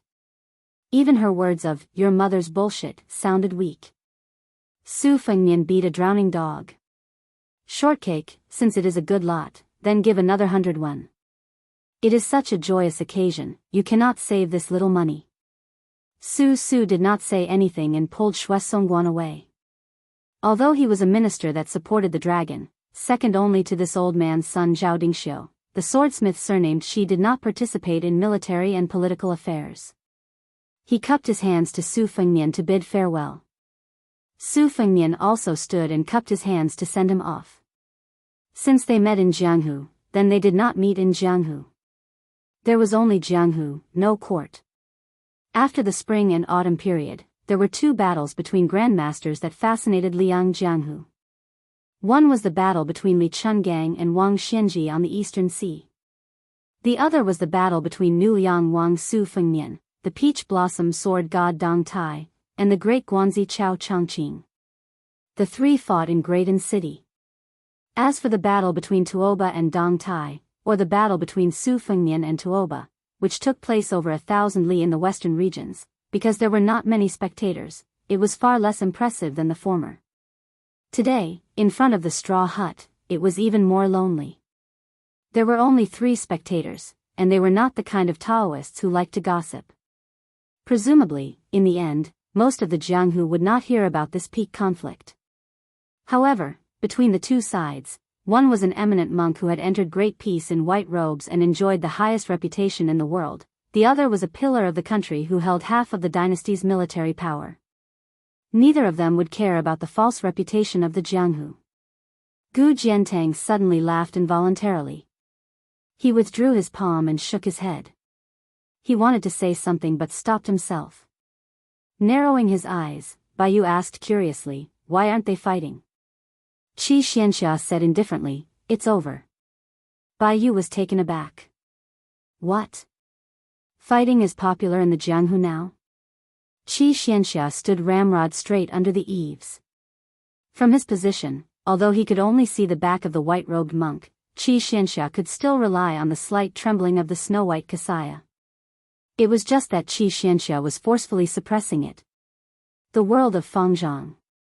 A kasaya was equivalent to a small kiliacosm. Only Biyao and Han Gui could not see that world clearly. Once they entered it, the world would be turned upside down. To put it simply, Gu Jiantang's slash seemed to be casual and did not seem to have any power behind it. If it were someone else who was at the foot of the mountain would have been split open. If they were at the mouth of the river would have been flooded dozens of miles by the seawater. The string of pearls in front of the white-robed monk's chest slowly quieted down. At this moment, a large peak to the north of Big Lotus Peak suddenly shattered, the sound as heavy as thunder. Gu Jiantang said helplessly, "Li Xiaoxin, this isn't appropriate, is it?" The white-robed monk smiled. "Sorry, after this poor monk went up the mountain, this poor monk watched the Taoists practice martial arts every morning. This poor monk also learned something and learned how to use 4 tails to deflect 1,000 pounds." Although he said that he was sorry, the middle-aged monk did not seem to have any sense of embarrassment. Gu Jiantang snorted coldly. The white-robed monk hesitated for a moment, then said with a serious expression, "Grand strength is similar to Wang Xianji's absolute strength. If it were Wang Xianji, you would also be able to injure him." Of course, if you want to win against Wang Xianji with this, it is still unrealistic. Gu Jiantang asked calmly, is that all? The white-robed monk smiled. Of course, the most important thing is that this move of yours can damage one's qi. If you hit him 7 or 8 times, Wang Xianji's qi will drop rapidly. Otherwise, would not have used this move of yours to deflect it to the back of the mountain. Gu Jiantang said proudly, I can hit him 12 times. The white-robed monk said exasperatedly, do you think you have the celestial physique that Su Gai inherited from Gao Shulu? And the great yellow cord of Wudang that has an endless flow of qi? Wang Xianji can smash you to death with 3 or 4 punches. Gu Jiantang laughed coldly. The white-robed monk touched his bald head. You really don't believe me. In this world, there are only a handful of people who truly know how powerful Wang Xianji is. Li Chungang, Su Fengnian, and at most Hong Shixiang. The others, even Dong Tai and Chao Chongqing, are unable to fully understand. After all, those two have never had a true life and death battle with Wang Xianji. Also, even if this poor monk does not use the essence of Wudang's martial arts and stand still for you to hit 12 times, this poor monk's body will still be as immovable as a mountain. It's just that I will have to do this personally soon, so I can't afford to waste my strength here. Gu Jiantang was silent. The white-robed monk sighed and said, Gu Jiantang, if you can focus on the blade without any distractions, you might have a chance to fight for the title of number 1 in the world. Gu Jiantang regained his composure and said with a smile, in this Gu's opinion, the blade can only be used to kill people on the battlefield. Using it to fight for the name of Jianghu is too much of a waste. The sword is distinguished in Jianghu, the blade drinks blood on the battlefield. Perhaps this was the true understanding of the great general Gu Jiantang. Gu Jiantang finally asked, I want to know, who in the world can break your Vajra physique? The white-robed monk touched his head and extended 3 fingers. Dong Tai's Taiya sword. Gu Jiantang nodded. He had already guessed it. The white-robed monk continued, this poor monk's wife's snoring. Gu Jiantang took a deep breath. He left without saying goodbye. He didn't want to know who the third person was. The white-robed monk continued, then there's this poor monk's daughter's small wooden mallet. She likes to use her father's head as a wooden fish. His daughter doesn't know how to care for her father, but her father naturally does. Biyao and Han Gui looked at each other and smiled. The most difficult things in the world didn't seem difficult in front of the white-robed monk Li Dangxin. Han Gui suddenly said with a bitter expression, Teacher, what about that damaged mountain peak? The white-robed monk turned his head and said with a smile, Find Su and ask for money to repair it. Han Gui thought for a moment. That's a good idea. As the provincial governor of Liangzhou, Biyao quickly waved his hands. No, no. Our Bailiang doesn't have much money now. Not long after Gu Jiantang left, the group of people who went to buy rouge returned earlier than expected. Behind them, the 2 children, Qing Xian and Yu Fu, were secretly laughing. Among the 3 people in front, Li Dongbei was pulling Wu Nanbei's ear, and Li Dangxin's wife was pulling her daughter's ear. The woman said with annoyance and anger, Li Zi, are you still mother's daughter? If you didn't drag that stupid Nanbei to listen to you talk about Jianghu and delay time, he would have gone to Yuqing Temple earlier and bought the Mian Yen Ji from the Tobacco Willow Lane. Li Dongbei pulled on the stupid Nanbei's ear and said angrily, it's all your fault. What Mian Yen Ji from the Tobacco Willow Lane? You said it. Why didn't you say it earlier? Wu Nanbei said with grievance, Master's wife, Li Zi, I didn't know that Master had hidden money from the start. The 3 of them looked at the white-robed monk. The middle-aged monk put his palms together and looked up at the sky. He muttered, Buddha, please bless us. We will have food to eat tonight. At this moment, no one knew that the string of Buddhist beads on the white-robed monk Li Dangxin's chest was actually a string that connected 108 peachwood beads. Because of years of wear and tear, and also because of Gu Jiantang's blade, it had already dissipated like smoke. Although there was no string, the string of Buddhist beads was still connected. It was actually done by Li Dangxin in one breath. The affairs of the world were unpredictable. Dengxin was normal. Chapter 1894. Inside and outside the hall where Jianghu the Great Emperor was worshipped, the incense was burning. An old Taoist with a solemn face quickly stepped over the threshold. Seeing the tall figure in white, the old man calmed down and slowed down his pace, standing side by side. The figure in white, who was taller than the average Biyao man, was actually a young woman. Her face was faintly radiant. This was probably the so-called solemnity of a treasure, like a bodhisattva descending to the world. The elderly Taoist was originally here to take over the task of knocking the chimes. Although his seniority on Wudang Mountain was the highest, and he was the great spiritual master who had been in charge of the mountain's commandments for dozens of years, he still had to attend to everything personally. When he was approaching the main hall, he sensed her unusual aura. The elderly Taoist was well aware that, to be precise, she was the first one to discover him, and then she deliberately revealed some clues. The old Taoist followed her line of sight and saw a devout believer kneeling 3 times and kowtowing 9 times on a futon. Although his body was extremely weak, the etiquette of kowtowing was meticulous. The old Taoist was very familiar with this. When he was young, he was brought to the mountain by his master, Huang Manshan, to cultivate. He was Wang Zhongluo and Song Jiming's senior and junior brothers. Now that he was almost 100 years old, the old Taoist had been burning incense for people for nearly 80 years. The old Taoist said with emotion, "People pray to immortals for longevity, for relief from worries, for freedom from suffering." The tall woman in white said indifferently, "Then why does Wudang Mountain want to cut off the thoughts of all the cultivators in the world?" The old man was none other than Wudang's enlightened immortal Qinyao, the senior brother of the former leader Hong Shixiang, and the senior uncle of the current leader Li Yufu. The old man smiled and said, "Master Tantai, I only know the rules and regulations of this mountain. I know what should be done and what should not be done.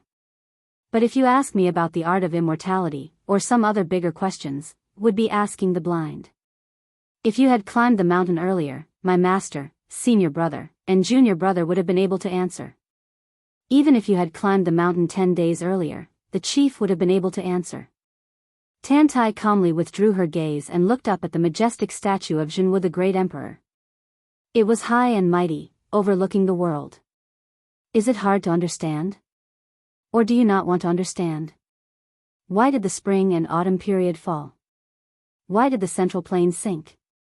It was because a small group of tycoons had blocked the entire world's path to prosperity. It was obvious that if the current emperor of Liang discriminated against the white-clothed Han clan and only promoted the descendants of aristocratic families to fill the imperial court, the fate of the Zhao clan would not last long. Running water doesn't rot, the pivot doesn't rust. How simple is this logic? The old Taoist smiled and nodded. Grandmaster Tantai is right. Tantai Pingjing asked again, "Is the ambition of Mount Wudang so great that they want to turn the whole world into a separatist town?" The old Jinren asked, "In the eyes of sect master Tantai, the mortals in the human world are inferior to the immortals in the heavens?" Tantai Pingjing rudely stretched out her finger and pointed at the statue. "Isn't it? Then why is this statue able to sit high up and look down, making people willingly bow their heads and enjoy 1,000 years of incense?" The old Jinren was not annoyed by the disrespectful behavior of the former leader of the Qi cultivators in the south. He shook his head and said, "It's still the same as what I said before. When people pray for immortals to grow old, they have to ask for something. I'll be bold to make an inappropriate analogy. It's like the officialdom at the foot of the mountain or the marketplace. When you ask for someone's favor, you always have to bring some gifts. When you talk to someone, you always have to lower your voice. That's how it is. That's how it is. But it doesn't mean that the person who is being asked can do whatever he wants." The old Jinren, who was not talkative, started to talk. His tone was a little heavier. "I heard that the immortals in the heavens are good at fishing for the fate of the human world. The lifespan of a person and the national throne of a country are all under their control. If it's just that the heavens are ruthless, it's fine that people don't die early because they're evil, and people don't live long because they're kind. But if you put yourself in their shoes, how sad is it when you think that your fate of marriage, lifespan, fortune, and so on are all controlled by others? How sad is that? My master once told us 6 brothers that the heavens are vigorous, and a gentleman should constantly strive for self-improvement. He's willing to work hard for the difficulties in life. He's not willing to be born with a good life and enjoy the fruits of others' labor. He's not willing to have everything be inflexible. Although we Taoists are people outside the mountain, we can't forget that we're still people of the world. We live in the world and die in the world. From ancestor Lu to Huang Manshan, to Qin Yao's generation of Wang Zhongluo, Song Jiming, Yuxingrui, Wang Xiaoping, and Hong Xixiang. None of them could live forever. Some of them couldn't and didn't want to, such as Song Jiming and Qin Yao. Some of them could but weren't willing, such as Wang Zhongluo and Yuxingrui. Some of them were disdainful, such as Hong Xixiang and Wang Xiaoping. Qin Yao suddenly laughed out loud. He turned his head and looked straight at this land immortal who was said to have reached the celestial realm. He was fearless. How many people can ascend in the human world in 100 years? Among the few people, who isn't a banished immortal who descended to the human world? Why, who is Grandmaster Tantai trying to persuade? I only know that the person who can make Sect Master Tantai do this is definitely not this Jianghu Great Emperor. Tantai Pingjing frowned. A strange smile appeared at the corner of her mouth. She asked, "Have you ever wondered if the king of Biyao, Su Fengnian, and your sect master, Li Yufu, are banished immortals? Why do they have to commit treason in this world?" Qin Yao's face was full of righteousness. He laughed and said, "I'm only in charge of Wudong's commandments. Why should I care about that?" Tantai Pingjing's face was cold. What a Wudong mountain. As expected of ancestor Lu's dojo. Qin Yao still smiled and said, "You flatter me." Tantai Pingjing turned and looked, her eyes snow-white. Yuxingrui stood outside the door of the main hall. However, she looked directly at the small lotus peak outside the big lotus peak. In the next moment, her figure dissipated. Yuxingrui, who hurried over, was relieved. Qin Yao slowly walked towards this junior apprentice brother. The old spiritual master, who was famous for being serious, made a rare joke. "Junior apprentice brother, you, quickly wipe your sweat." Yuxingrui asked worriedly, "Are we letting her go just like that?" Qin Yao said open-mindedly, "Actually, the fact that she's willing to show herself at this time means that she doesn't have any killing intent. Think about it. His Highness is on the mountain, Dong Tai is here, Li Xiaoxin is here, and so many grandmasters are here. Who would dare to behave atrociously here? After all, she's not Wang Xianji from Martial Emperor City." Yuxingrui nodded and said, "That's true." Qin Yao suddenly asked, "Have you really thought it through?" Yuxingrui said in a low voice, "Unlike you guys, I, Yuxingrui, have been born and raised in Liangzhou for generations." Qin Yao patted Yuxingrui's shoulder unceremoniously. "Then go without worry. There's Yufu, Han Gui, and that Yufu. They're all very good." Yuxingrui said regretfully, "Unfortunately, I probably won't be able to wait until the day junior apprentice brother becomes enlightened." Qin Yao nodded. "Senior apprentice brother is about the same." "Senior apprentice brother, can I talk to you about something?" "Go ahead." "Junior apprentice brother is still so young. He's at the age where he loves to sleep. How can there be an elder like you who knocks on his door every day before dawn? Junior apprentice brother, are you the disciplined Taoist on our mountain or me? Is there anything else?" Chapter 1895. Yes, junior brother is occasionally greedy and stealthily buys some candied haws and other snacks when he interprets the lot for others. Senior brother, can you not be so discerning every time? He is so young, but he has to copy the scriptures several times. I feel sorry for him. Jade Axe has been quietly waiting outside the room every time. Oh. Senior brother almost forgot that junior brother is now your disciple's disciple in name. The three of you are very close. Senior brother, you are a little jealous, aren't you? Huh, I can't help it. Junior brother has accepted a good disciple. Junior brother, aren't you supposed to be on duty today? How do you have time to chat with senior brother here? Copy, Daoist Shu tonight. Senior brother. Then you should be striking the chime at this time. Huh, I can't help it. Senior brother is in charge of Wudong Mountain's commandments. In front of the lot booth, Su and the other two had gone far away. Wei Miao was still in the distance.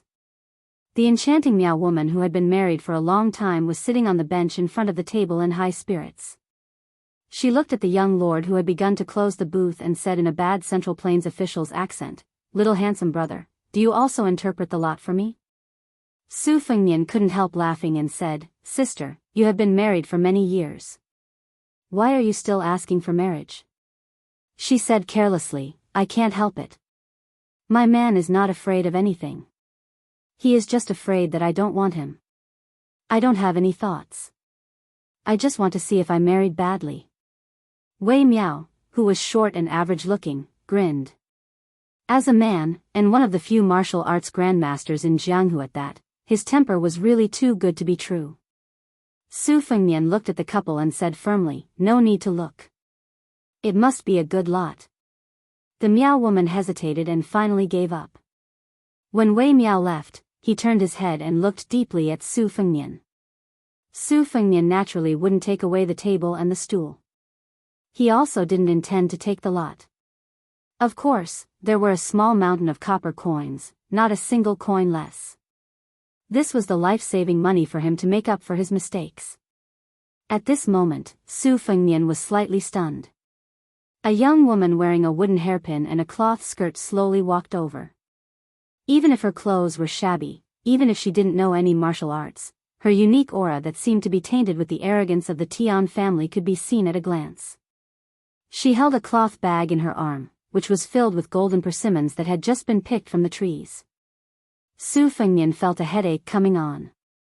She was on Mount Wudong, while Gu Jiantang had just come up the mountain. Actually, it was not appropriate for either of them to meet each other. One of them was a princess who had died of illness in the palace according to the history books of the imperial court. The other was a great pillar of the country who was loyal to the Zhao family of Liyang. It was none other than Princess Sui Zhu, Zhao Fengya. She was sitting on a bench that had already been closed, facing him. Su Fengnian returned to his seat and helplessly asked, "Why are you here?" She smiled indifferently and said, "Let's see if I can shake out the first lot." Su Fengnian was about to speak when she continued, "Where did you hide it? Take it out, otherwise how can I shake it out?" Su Fengnian shook his sleeve unabashedly, and a bamboo stick fell out. She sneered and said, "You really know how to do business. Even if you can't become the king of Bailiang in the future, you can still hide in the Central Plains and become rich." Su Fengnian chuckled and said, "Should I say that you have a crow's mouth, or should I say that I'm borrowing your auspicious words?" She said with a cold face, "Lot cylinder." She was as arrogant as she was in the past. Su Fengnian only cared about money and not people. "You have 100 copper coins?" She picked up a ripe persimmon from the cloth bag and put it on the table. Su Fengnian widened his eyes. It was not because of the arrogance of Princess Liyang in the past. It was because of the appearance of another princess behind Zhao Fengya. It was just the princess of Dechu in the past. Zhao Fengya turned her head and glanced at her. "Oh, the female sword immortal who likes to fly around and show off her power has come." Jiang and I said unhappily, "It's none of your business." For some reason, Jiang and I felt that the culprit who had once destroyed her vegetable garden, even if she had become the emperor of West Chu, even if she was now a female sword immortal, she still did not have the confidence to face Zhao Fengya, who was supposed to be a fallen phoenix who was inferior to a chicken. In terms of fighting, when they first met, Zhao Fengya, the Princess Sui Zhu who was familiar with archery and horses, was slightly better. Now, Jiang and I could probably beat down 1,000 Zhao Fengjias.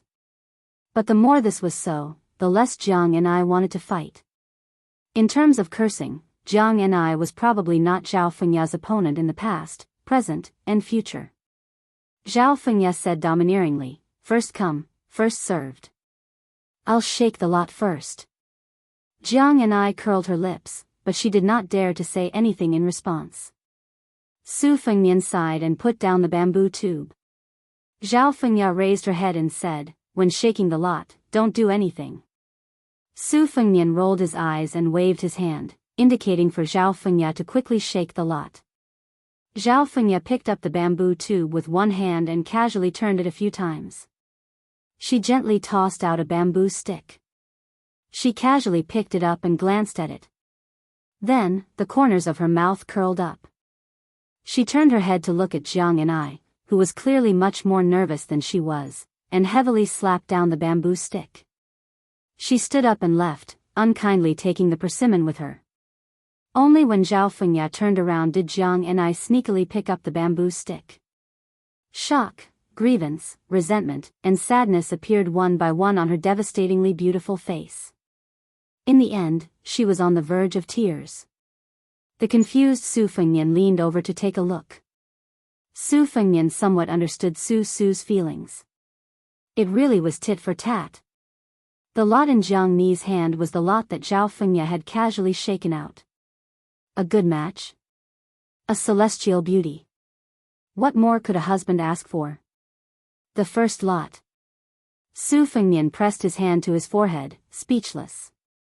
Alas, the copper coins that he had spent so much effort to obtain had been completely earned for nothing. Su Fengnian could not help but be careful. He was afraid that this pitiful little mud person in front of him would also do the same, casually. She only needed to lift her hand, and a great Liang dragon sparrow would fly out of the red sandalwood sword sheath in the thatched hut. Su Fengnian could not help but sigh, feeling sad.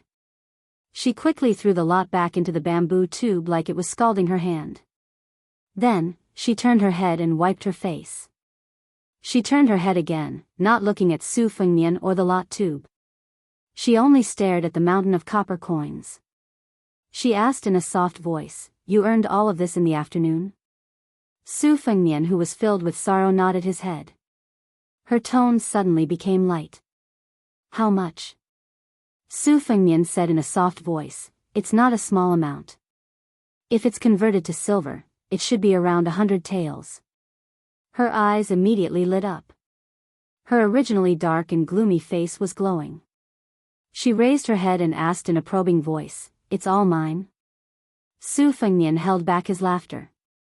"Of course." Su Fengnian stood up and struck while the iron was hot. He gave Jiang and I a large cloth bag that he had prepared earlier.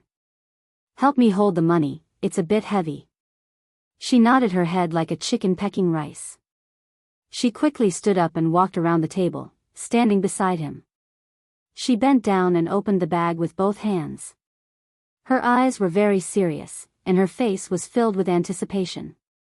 Su Fengnian placed his elbow on the table and swept the money into the bag. The copper coins on the table were squeezed together, and the copper coins in the bag were knocked together, making a clattering sound. In the beginning, her smile was still reserved, but she did not hide it anymore. His hands did not stop moving. He only secretly turned his head to look at the side of her face, looking at that dimple. Being liked by someone was the most joyous thing in the world. She did not look away as she said with a smile, "It's really heavy." Su Fengnian replied, "When we go back, I'll carry the bag." She nodded her head and said, "N." Chapter 1896.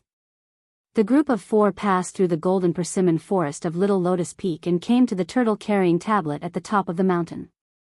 It was built under the orders of the Great Feng dynasty.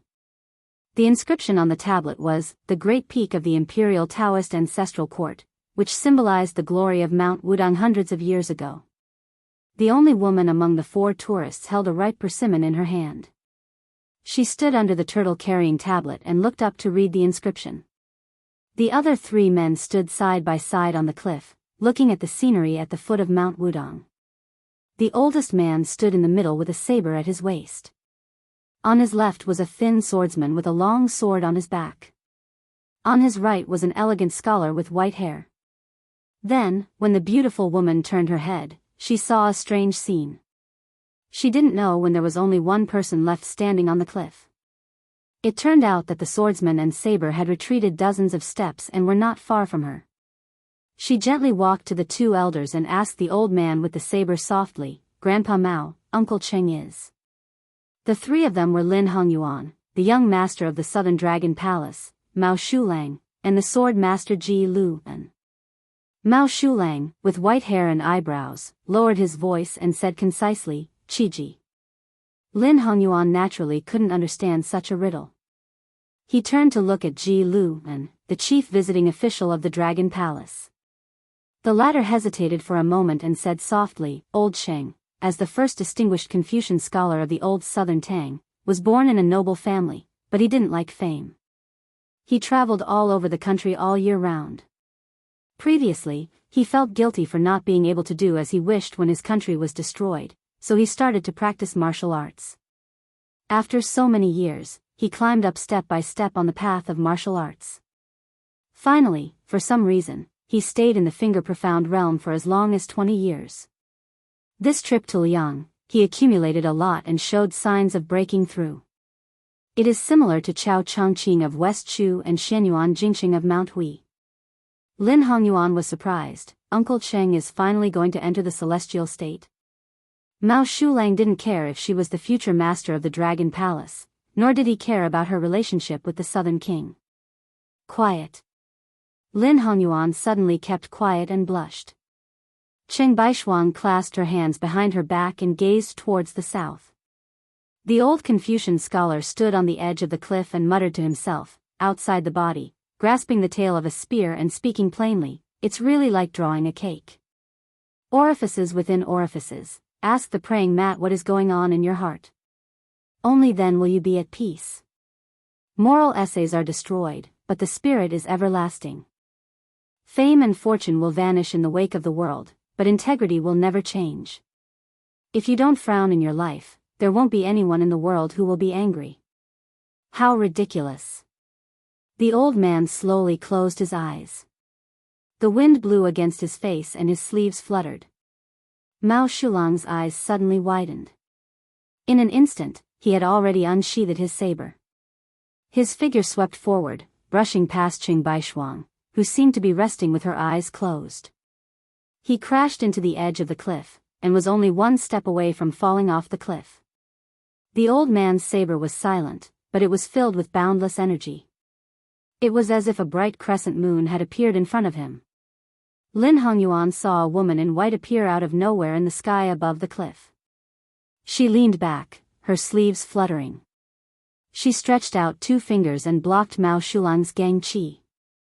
The immortal-like woman in white retreated for dozens of feet before offsetting the powerful and unparalleled Gang Qi. The tall woman stood up straight and hovered in the air with no foothold. The mountain wind was whimpering under her feet, and the clouds were lingering around her. Lin Hongyuan gasped. She recognized the identity of the uninvited guest. Tantai Pingjing of the Guanyin sect, the leader of the Qi cultivators in the world.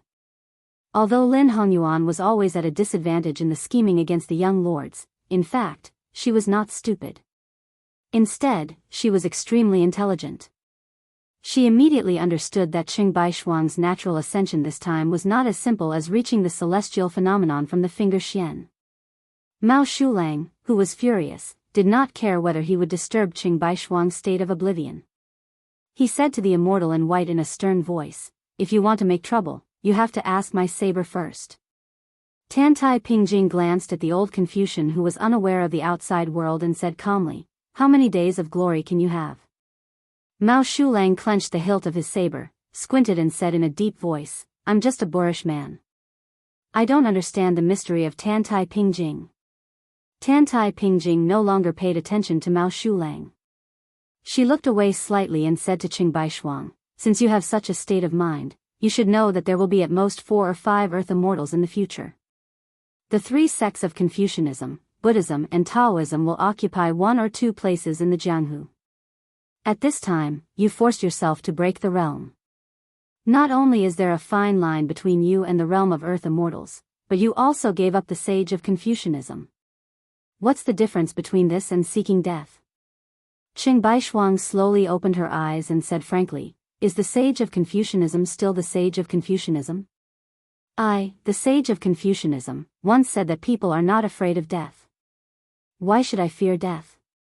Today, I, Qing Baishuang, have never coveted immortality. Why should I tempt it with immortality? Tantai Pingjing sneered, you are all frogs at the bottom of the well. Cheng Baishuang was high-spirited. She laughed loudly and said, it is said that capable ministers are born in prosperous times and famous generals are born in troubled times. It is also said that poets are lucky when the country is unfortunate. I, Cheng Baishuang, have made some sour poems. I am not willing to nod my head and agree. When the country is in trouble, I am willing to die. Even if I die, I have no regrets. How can we, scholars, let the warriors on the battlefield enjoy the beauty alone? Tantai Pingjing sneered, if you want to die, just die. You are just another lonely ghost of Confucianism in my sect's water moon courtyard. Cheng Baishuang smiled boldly and said loudly, that's good. Today's people are worthy of the ancients. Tantai Pingjing was silent and looked indifferent. Lin Hongyuan opened his eyes wide and his mind swayed. He stared at the beautiful and tall woman in a daze. Lin Hongyuan was no stranger to Qi cultivators who claimed to enforce justice on behalf of heaven. There were several such strange people around Xiaobing, the king of Yan Qi. They all had a cold aura that looked at the world as if they were watching a fire burning across the river. They were extremely unreasonable. Those immortals in white hated the fame and fortune that ordinary people all yearned for. They were silent all year round. When ordinary people interacted with them, they would not expect them to bare their hearts to you. Because Tantai Pingjing was a woman, Lin Hongyuan had always worshipped her. Jianghu was another worthy female sword fairy after Wusu, and Xianyuan Qingfeng was also a character with the best cultivation in Jianghu. However, these two women were after all too young. It was difficult for the proud Lin Hongyuan to sincerely admire them. Tantai Pingjing was different. She was 100 years old, but her face was still youthful. She was an immortal in the human world. Therefore, the person that Lin Hongyuan admired and envied most in his life was undoubtedly Tantai Pingjing. It should be known that the old beauty of a famous general was especially pitiful. Lin Hongyuan had all kinds of ambitions since a long time ago. One of them was to ask Tantai Pingjing about the unique method of retaining one's youthful appearance. Lin Hongyuan hoped that she would die young. Unfortunately, Tantai Pingjing came and went without a trace. She did not even look at Lin Hongyuan from the beginning to the end. Ji Lu and Cheng Baishuang had known each other for dozens of years. Their relationship was the most sincere. He said sadly, Old Cheng, is it really like what Tantai Pingjing said? Cheng Baishuang did not hide. He nodded and said, my celestial state is indeed spoiling things through excessive enthusiasm. I can't maintain it for a long time. As for becoming a Confucian saint one day, I don't even think about it. Ji Lu sighed deeply. Cheng Baishuang comforted his best friend, a scholar should always put what he learned into practice. What's the benefit of being a prime minister in the mountain and an immortal in the forest? Ji Lu exhaled deeply and said in a low voice, fine, I'll accompany you to the outside of Liangzhou Pass. Cheng Baishuang asked with a smile, why do you want to go? Ji Lu pointed at the long sword on his back. This old friend of mine hasn't cut off the head of a Beimang barbarian. Lin Hongyuan was shocked. If Cheng Baishuang, who had no roots in Jianghu, wanted to stay in Beiyang, she, as a minor leader of Jianghu in Nanjiang, didn't care.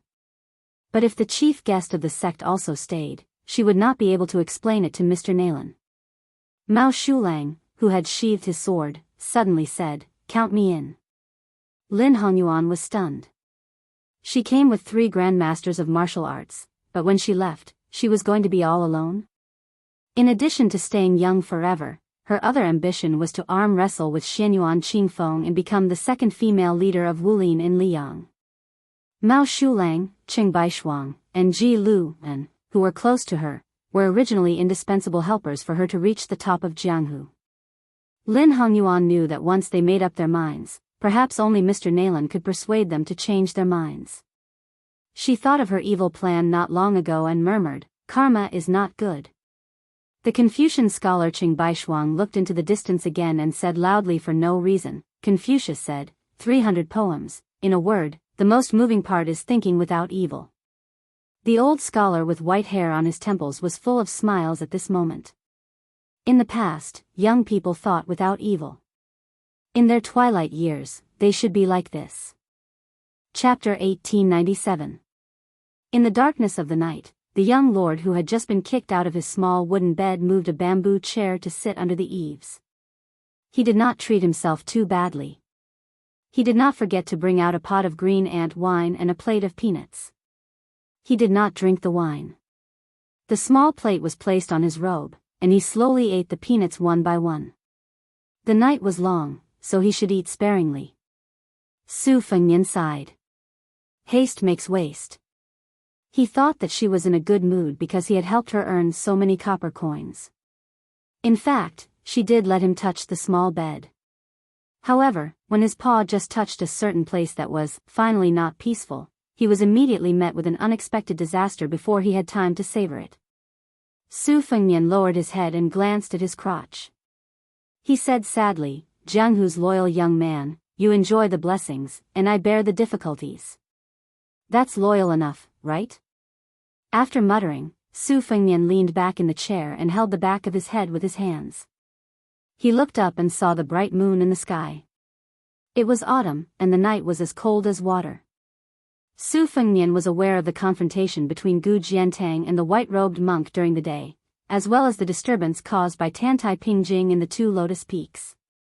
He even knew that Gu Jiantang and Tantai Pingjing finally met at the foot of the mountain.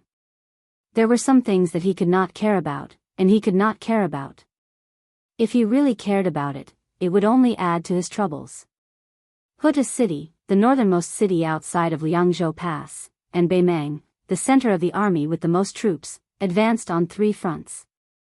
They were strictly organized and watertight. Fortunately, Chao Wei and Xia Shibian joined hands and achieved a great victory at Miyun Pass in the western regions, which was beyond everyone's expectations.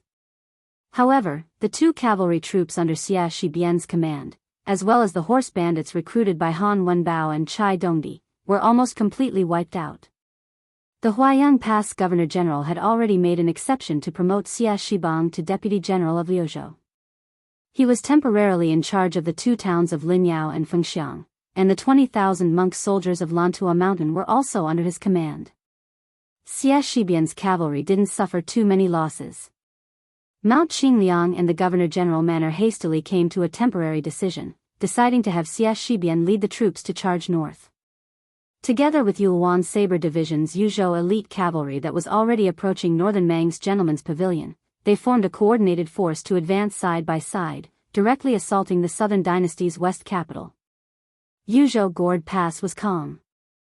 The group of 20 or so swordsmen that had left the Wu family's sword tomb could take this opportunity to lead a small group of cavalry outside the pass. Although it was just icing on the cake, it was still a good thing. North of Qingsang City in Liuzhou, Huang Manor and Ko Jianghuai's 2 cavalry units were ready to set off. This afternoon, he had reached an agreement with Su Su. The 20,000 Shuzhou soldiers were not like a drop in the bucket, but they could only be used as a surprise force outside of Liangzhou Pass. In a battle where there was very little room to maneuver, it was not a good thing to fight a battle where the sword needed to be unconventional. Su Fengnian hoped that in the end, there would be no need for the 20,000 soldiers to rush to the battlefield. As for the message that Wei Miao sent to Qin Jibao, saying that he would not stop this old man's son Zhao Dingxiu's troops from crossing Shu into Liang, it could be trusted, but not completely trusted. Currently, the northern and southern territories near Guangling River were in a mess. Yan King Zhao Bing, Shu King Qin Jibao, King of Jing'an, Zhao Sun, and Li Yang, these 3 vassal kings were working together. Maybe the Li Yang court that was loyal to the Zhao family still felt that with Gu Jiantang, this stabilizing force, the court still had some advantage. However, Su Fengnian knew that Gu Jiantang's fate with the Zhao family of Great Peace City had come to an end. His son-in-law Yuan Tingshan had betrayed the court during the spring snow-building celebratory feast. In the eyes of outsiders, he had given his father-in-law, Gu Jiantang, a difficult problem. However, that ambitious mad dog had also gone with the flow. Right now, Su Fengnian, other than the situation outside the Guanbai border, was truly worried about the grain that the court had promised before entering Liang. With his friendship with King of Jing'an, Zhao Sun, and the fact that Zhao Sun was about to be pushed onto the dragon throne, it would be strange if the court's grain could be smoothly transported to Lingzhou. Originally, these things were not a problem. Even if Zhao Sun really did put on the dragon robe, he was just a puppet. He could speak, but he could not truly change the situation. Even if Yan King Zhao Bing was wary of Beiliang, as long as Zhao Zhu was there, he could still change the situation. However, ever since he met Lin Hongyuan, Su Fengnian had to prepare for the worst, which was that Beiliang would face the greatest predicament of being attacked from the front and back. Su Fengnian carefully chewed on a peanut and calmly said, "Zhao Zhu, you forced me to fight with you. Even if I can't sit on that throne in the future." Su Fengnian sighed and did not say any harsh words. That evening, the Gerfalcon sent a secret message from Wutong'an on Mount Qingliang. It only had 4 words. "They have arrived at Liangzhou." These 4 words were personally written by his second sister, Su Weisheng. Furthermore, one could tell that she had written them with great care. This was a secret matter that had been planned for a long time. Even the Whisk Room and the Eagle Room did not participate in it. From beginning to end, it was only Su Weisheng who planned it. A few years ago, when Su Fengnian traveled to Jianghu for the second time, other than the old man with the sheepskin fur coat and the little mud man, there was also Lu Qiantang, who later died in the reed marsh, and Xu Xiu, who was very likely to be the empress. There were quite a few people. Among them, the plump woman holding the white cat was very inconspicuous. In the end, she was borrowed by Su Weisheng from Su Fengnian and brought to Shangyin Academy.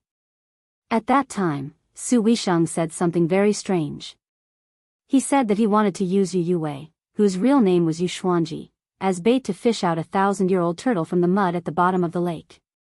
In fact, Su Fengnian did not think too much about it and had almost forgotten about it. This year, Yu Yuwei, as Mr. Ji Shang of the academy, led a group of students from Beiliang Academy to study in Beiliang and began to teach in various academies in Beiliang. Only then did Su Weisheng tell him about what happened that year.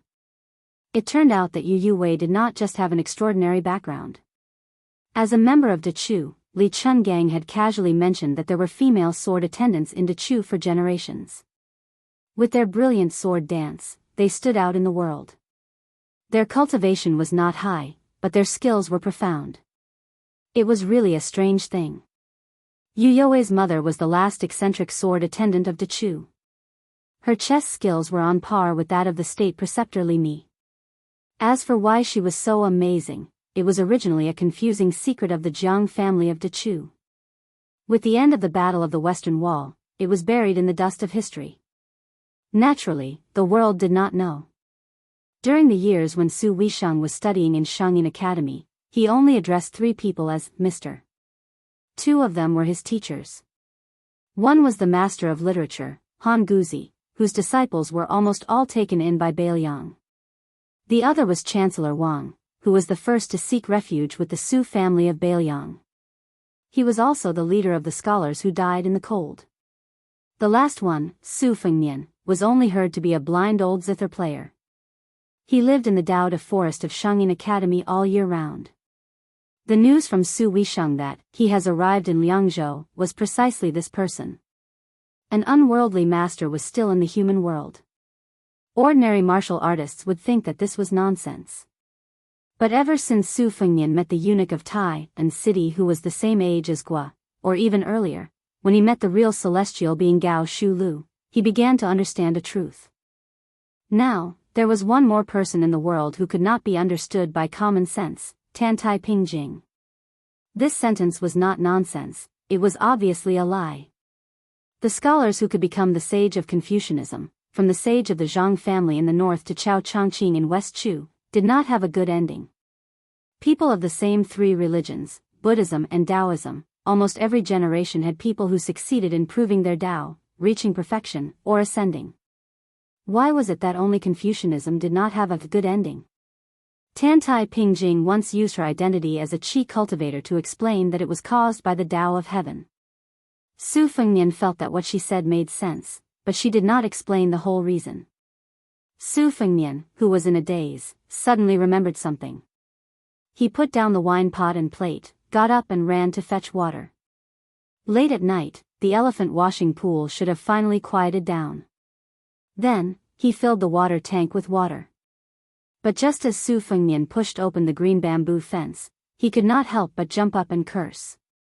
In the middle of the night, there were two groups of people coming to the elephant washing pool. Chapter 1898. Su Fengnian hesitated for a moment. He didn't care anymore. Those Jianghu ruffians could do whatever they wanted. If they really pissed him off, he would let those bastards have a taste of the cool autumn air and cold water bath. He carried the burden and continued to walk in that direction. Stepping on the fragmented moonlight shining through the bamboo forest and approaching the elephant washing pond, Su Fengnian already had a rough understanding of the situation. Two groups of foreign Jianghu people had a conflict when they were burning incense during the day. Because Biyang's laws were harsh and they had already learned a bloody lesson, they didn't dare to fight in public. The two sides agreed to spar at the elephant washing pond in the middle of the night and secretly signed a life and death agreement.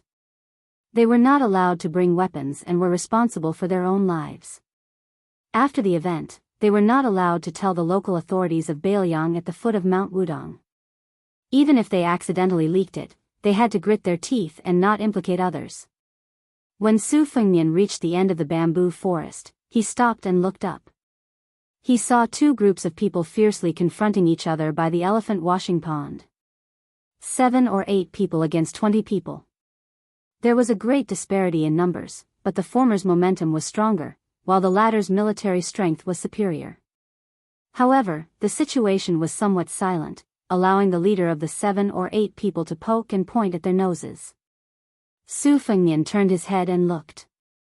On the huge rock in the middle of the pond, a graceful figure that was originally lying on her back sat up. The woman basking in the moonlight in the middle of the night didn't make a big noise, but when it was discovered by some Jianghu people with sharp ears and eyes, the atmosphere instantly became awkward. After she sat up straight, she faced the two groups of people who were speechless and said, "You guys continue.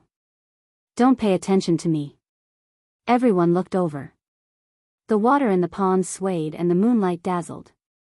They saw her sitting alone on the rock with a pair of boots neatly placed on her left and a jug of wine on her right. Her appearance was not outstanding, but at this moment, it made her look hazy and made her look even more beautiful. After she opened her mouth to speak, the wine emboldened people, and the beauty emboldened them even more. The burly man who was originally pointing at people's noses and scolding them suddenly shouted with a thunderous voice. He heavily clenched his fist and slapped his chest. "Wang Song Feng. I've roamed Jianghu for dozens of years. What did I rely on? He relied on the word righteousness. I don't care who was right or wrong between you and Li Bangxian during the day. Since he found me, it means that he treats me, Hong Ming Tang, as a friend. Even if you've invited clan leader Tang and great hero Song to help, we'll rely on our own abilities today. According to the rules of the underworld, the one who kneels down in the end will admit his mistake." The short man in front of him rolled his eyes, jumped up, and slapped him in the face. In the pugilistic world, if beating someone up was considered as starting a feud, then beating someone up in the face was considered as starting a feud. As a result, the two sides began to fight because of the woman's interruption. At first, some people still cared about their status, but in the end, they became more ruthless. They used all kinds of unorthodox moves, such as kicking the crotch, the black tiger, the heart, the monkey picking the peach, and so on. Moreover, they seemed to be using them to the point of perfection. There were all kinds of situations where the donkey rolled around and the dog ate shit. Tragic. Su Fengnian, who was watching from the side with a bucket of water, felt pain for the heroes who had been beaten up. How could it not hurt to be slapped in the face and spin a few times in the air before landing on the ground? How could it not hurt to be kicked in the crotch and roll around while clenching their teeth and not crying for their parents? How could it not be heroic? Su Fengnian, who didn't attract any attention, took this opportunity to go to the elephant washing pool and fill 2 wooden buckets with water. The woman had already put on her boots. She floated to Su Fengnian's side with a wine pot in her hand. She had a strange look in her eyes. Su Fengnian stopped what he was doing and asked with a smile, Manner Master Tong, are you in the mood for leisure? The young female head of Jinsua Knife Manor said seriously, Tong Shanquan has engraved the prince's parting words in my heart. Legend has it that the elephant washing pool has always been the place where the Wudang sword maniac Wang Xiaoping practiced his sword. He once used a bamboo sword to cut down a waterfall, so he wanted to come here and try. Unfortunately, he didn't get anything. Su Fengnian said softly, everyone has their own fate. There's no need to force it. Especially when you're about to break through a bottleneck, you can't rush it. Tong Shanquan had two famous knives at her waist, Wuda and Tianbao. She nodded.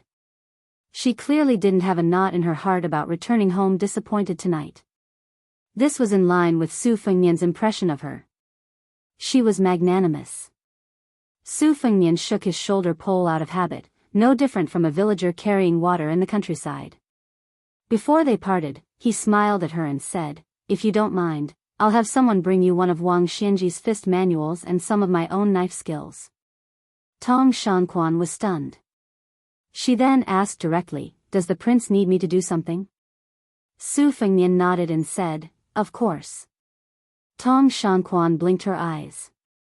Su Fengnian continued, in the future, when you practice the knife and become a knife master even better than Gu Jiantang, it would be even better if Grandmaster Tong could tell others that you were taught by someone in Biyao when you travel to Jianghu.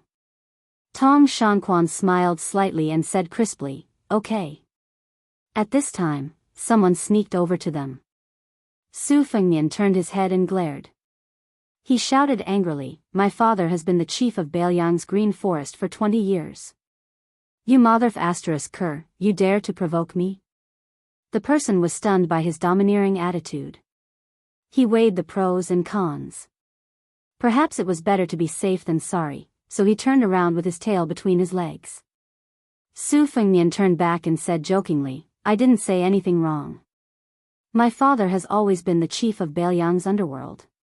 Tong Shanquan couldn't say anything. Su Fengnian carried the water and left. Tong Shanquan looked at his back. Finally, he turned around slowly, tapped the ground with the tip of his foot, and disappeared. The elephant washing pond was covered in chicken feathers. Su Fengnian returned to the thatched cottage and poured the water into the water jar. When he turned around, he saw Dong Tai. Su Fengnian didn't criticize him. With a serious expression, he said, I'll go get the knife. Dong Tai nodded. Su Fengnian knocked on the door and entered. He picked up the cold knife from the table and left quietly. Not long after, Su Fengnian and Dong Tai stood side by side at the top of the stone steps of Big Lotus Peak. Dong Tai asked calmly, do you know who he is? Su Fengnian shook his head and said, I don't know. The peach blossom sword deity didn't say anything else. He closed his eyes and rested. Su Fengnian said, you don't have to do anything unless it's absolutely necessary. Dong Tai remained silent. At the foot of Wudang Mountain, an old man and a young man walked through the archway and slowly climbed the mountain. The young man was called Go Yufang. He was once the lowest rung in the martial emperor city of Donghai. Until one day, the young man met a strange middle-aged man who carried a bowl into the city. There was another middle-aged man with an ordinary appearance following closely behind. The young man still didn't know that the former was Xia Guining and the latter was Dong Tai. After the young man left the martial emperor's city, he traveled around and met the hunchbacked old man. They traveled west together and came to Beiliang. The young man only knew that the old man's surname was Zhang. He called the old man Grandpa Zhang. The old man was an old-fashioned man who didn't like to smile. He was like a strict old teacher. Fortunately, although the young man didn't learn how to read, he was born simple and polite. The old man and the young man got along well. As the young man walked up the stairs, he muttered, Confucius said, the way of heaven and earth is broad, thick, high, bright, long, and long. Along the way, the old man taught the young man similar phrases when he wanted to say something. The young man just memorized them. If he didn't understand the meaning, he just put them aside. When the young man recited the phrase, Confucius said, when angry, you forget to eat. When happy, you forget to worry. You don't know that old age is coming. The old man couldn't help but sigh. Old age is coming, and people are about to die. Since the fall of the great Qin dynasty, for the past 800 years, generations of scholars in the world had to recite the words, Confucius said, in the books of the sages. Now that the imperial examinations were popular in Liang, there were more scholars. Naturally, the words, Confucius said, were more common. This, Confucius said. It was the words of the sage Zhang of the scholarly school. At this moment, the old man sighed with emotion. So, I've said so much. The young man asked, Grandpa Zhang, what did you say? The old man smiled for the first time. He rubbed the young man's head and said, Yufeng, you're my closed-door disciple. You can call me teacher in the future. The young man looked confused. The old man took the young man's hand and continued to climb the mountain. He said calmly, You have many senior brothers. The youngest one is called Huang Longshi. The young man habitually called him Grandpa Zhang. He asked curiously, Is it Huang Longshi who has the same name as the great demon of spring and autumn, Huang Sanjia? The old man laughed it off. Chapter 1899. Wasn't it a joy to have a guest coming from afar? Su Fengnian was very unhappy at this moment. He was even unable to suppress his anger. Unlike his encounter with the eunuch in the small town in Yuzhou, Su Fengnian was not angry at all during that dispute. He even regarded the eunuch as a gentleman. However, this strange guest who climbed the stairs brought an inexplicable sense of irritation to Su Fengnian after he appeared at the foot of the mountain. At Su Fengnian's level, he could predict the future. Therefore, Su Fengnian was certain that the person who climbed the mountain was not someone who would provide timely help like Dong Tai. The level of danger was very likely no less than Qi Jiajie's 10,000 miles sword that originated from the Dongyue sword pool. It could even be compared to Wang Xianji's death alone. However, Su Fengnian was mentally prepared for Wang Xianji and Qi Jiajie's appearance. One of them was doing it for her own martial arts, while the other was doing it for the emperor. Su Fengnian could understand their loyalty to the emperor. But at this time, the old man, who was becoming clearer and clearer in his field of vision, was like an unexpected disaster that he could not avoid. How could Su Fengnian, who had originally planned to go to Jibei's city tomorrow morning, not be angry? It was like a person sunbathing in front of his house. He was clearly not in anyone's way, but a passerby inexplicably threw a bucket of feces and urine at him. The peach blossom sword deity, who clearly sensed Su Fengnian's disturbed state of mind, frowned and said, Are you planning to surrender without a fight? Su Fengnian took a deep breath and said in a low voice, It's good that you're angry. You can just beat him to death. Dong Tai gently pressed the Taiya sword at his waist. Sword Qi instantly filled his sleeves and he said in a serious tone, That person can't be underestimated. Even after Chao Chongqing switched to the way of tyranny, he's just like that. If you still want to fight the enemy with such a state of mind, then go away. Su Fengnian's face was livid. He closed his eyes and pressed his palm against the cold blade's hilt. His fluctuating mood finally calmed down. There were more than 100 stone steps between them, and the two parties were about to meet. The monk stopped in his tracks and rubbed the head of the young Go Yufeng. He asked with a smile, Is that uncle the benefactor who gave you the white wooden sword box? The young man widened his eyes and looked over. As expected, it was that uncle whom he had met once before standing at the top of the stairs. However, the uncle who was eating wontons in the martial arch city was sloppy, and he didn't have a sword. He didn't have the demeanor of an expert. The old Confucian scholar, who exuded a decaying aura from his body to his aura, patted the young man's head and said softly, Go say hello. The youth with the bamboo box on his back smiled when he heard this. Then, he walked up the stairs with light footsteps. Dong Tai was at the top of the steps. The young Go Yufeng ran toward him, while the old Confucian stood still. Right at this moment, the old Confucian shouted 3 times in succession, Dong Tai. Taiya sword. The Wu family sword tomb. His mouth contained the heavenly law, and his words were followed by the law. At the same time, Dong Tai's figure flashed and disappeared. Only ripples were left in the place where he stood. Su Fengnian's sleeves were fluttering in the wind. The young man who watched his benefactor disappear was stunned on the spot. He didn't know when the old Confucian scholar came to his side and said with a smile, "It doesn't matter if you thank him later. Yufeng, you can walk around after you reach the top. There is a house in the Purple Void Temple where Ancestor Lu's sword was hung for hundreds of years. You can go there and pay your respects." "Oh," the excited young man replied. He continued to move forward cautiously, brushing past the young man with the saber. Then, he trotted away. The old Confucian scholar stood still and looked up at the young king. "Why are you still hesitating when facing a strong enemy? Did your Beiliang frontier army also cower when you met the Beimang cavalry outside the Liangzhou Pass? The Beiliang cavalry is the best in the world. It can't be that your Su family is bragging about it, right?" Su Fengnian did not make a sound. The qi in his body did not fall, and in an instant, it circulated 800 li. The old Confucian scholar's sarcastic provocation didn't disturb Su Fengnian's state of mind. It's not that Su Fengnian deliberately put on a defensive posture. It's just that he couldn't capture the old Confucian scholar's existence at all. It's impossible to stand still between heaven and earth. The reason why the female zither player, Shues Songguan, could kill people even though she was blind was that she had the wonderful mysterious finger technique. She could sense the slightest ripple without looking at it with her eyes.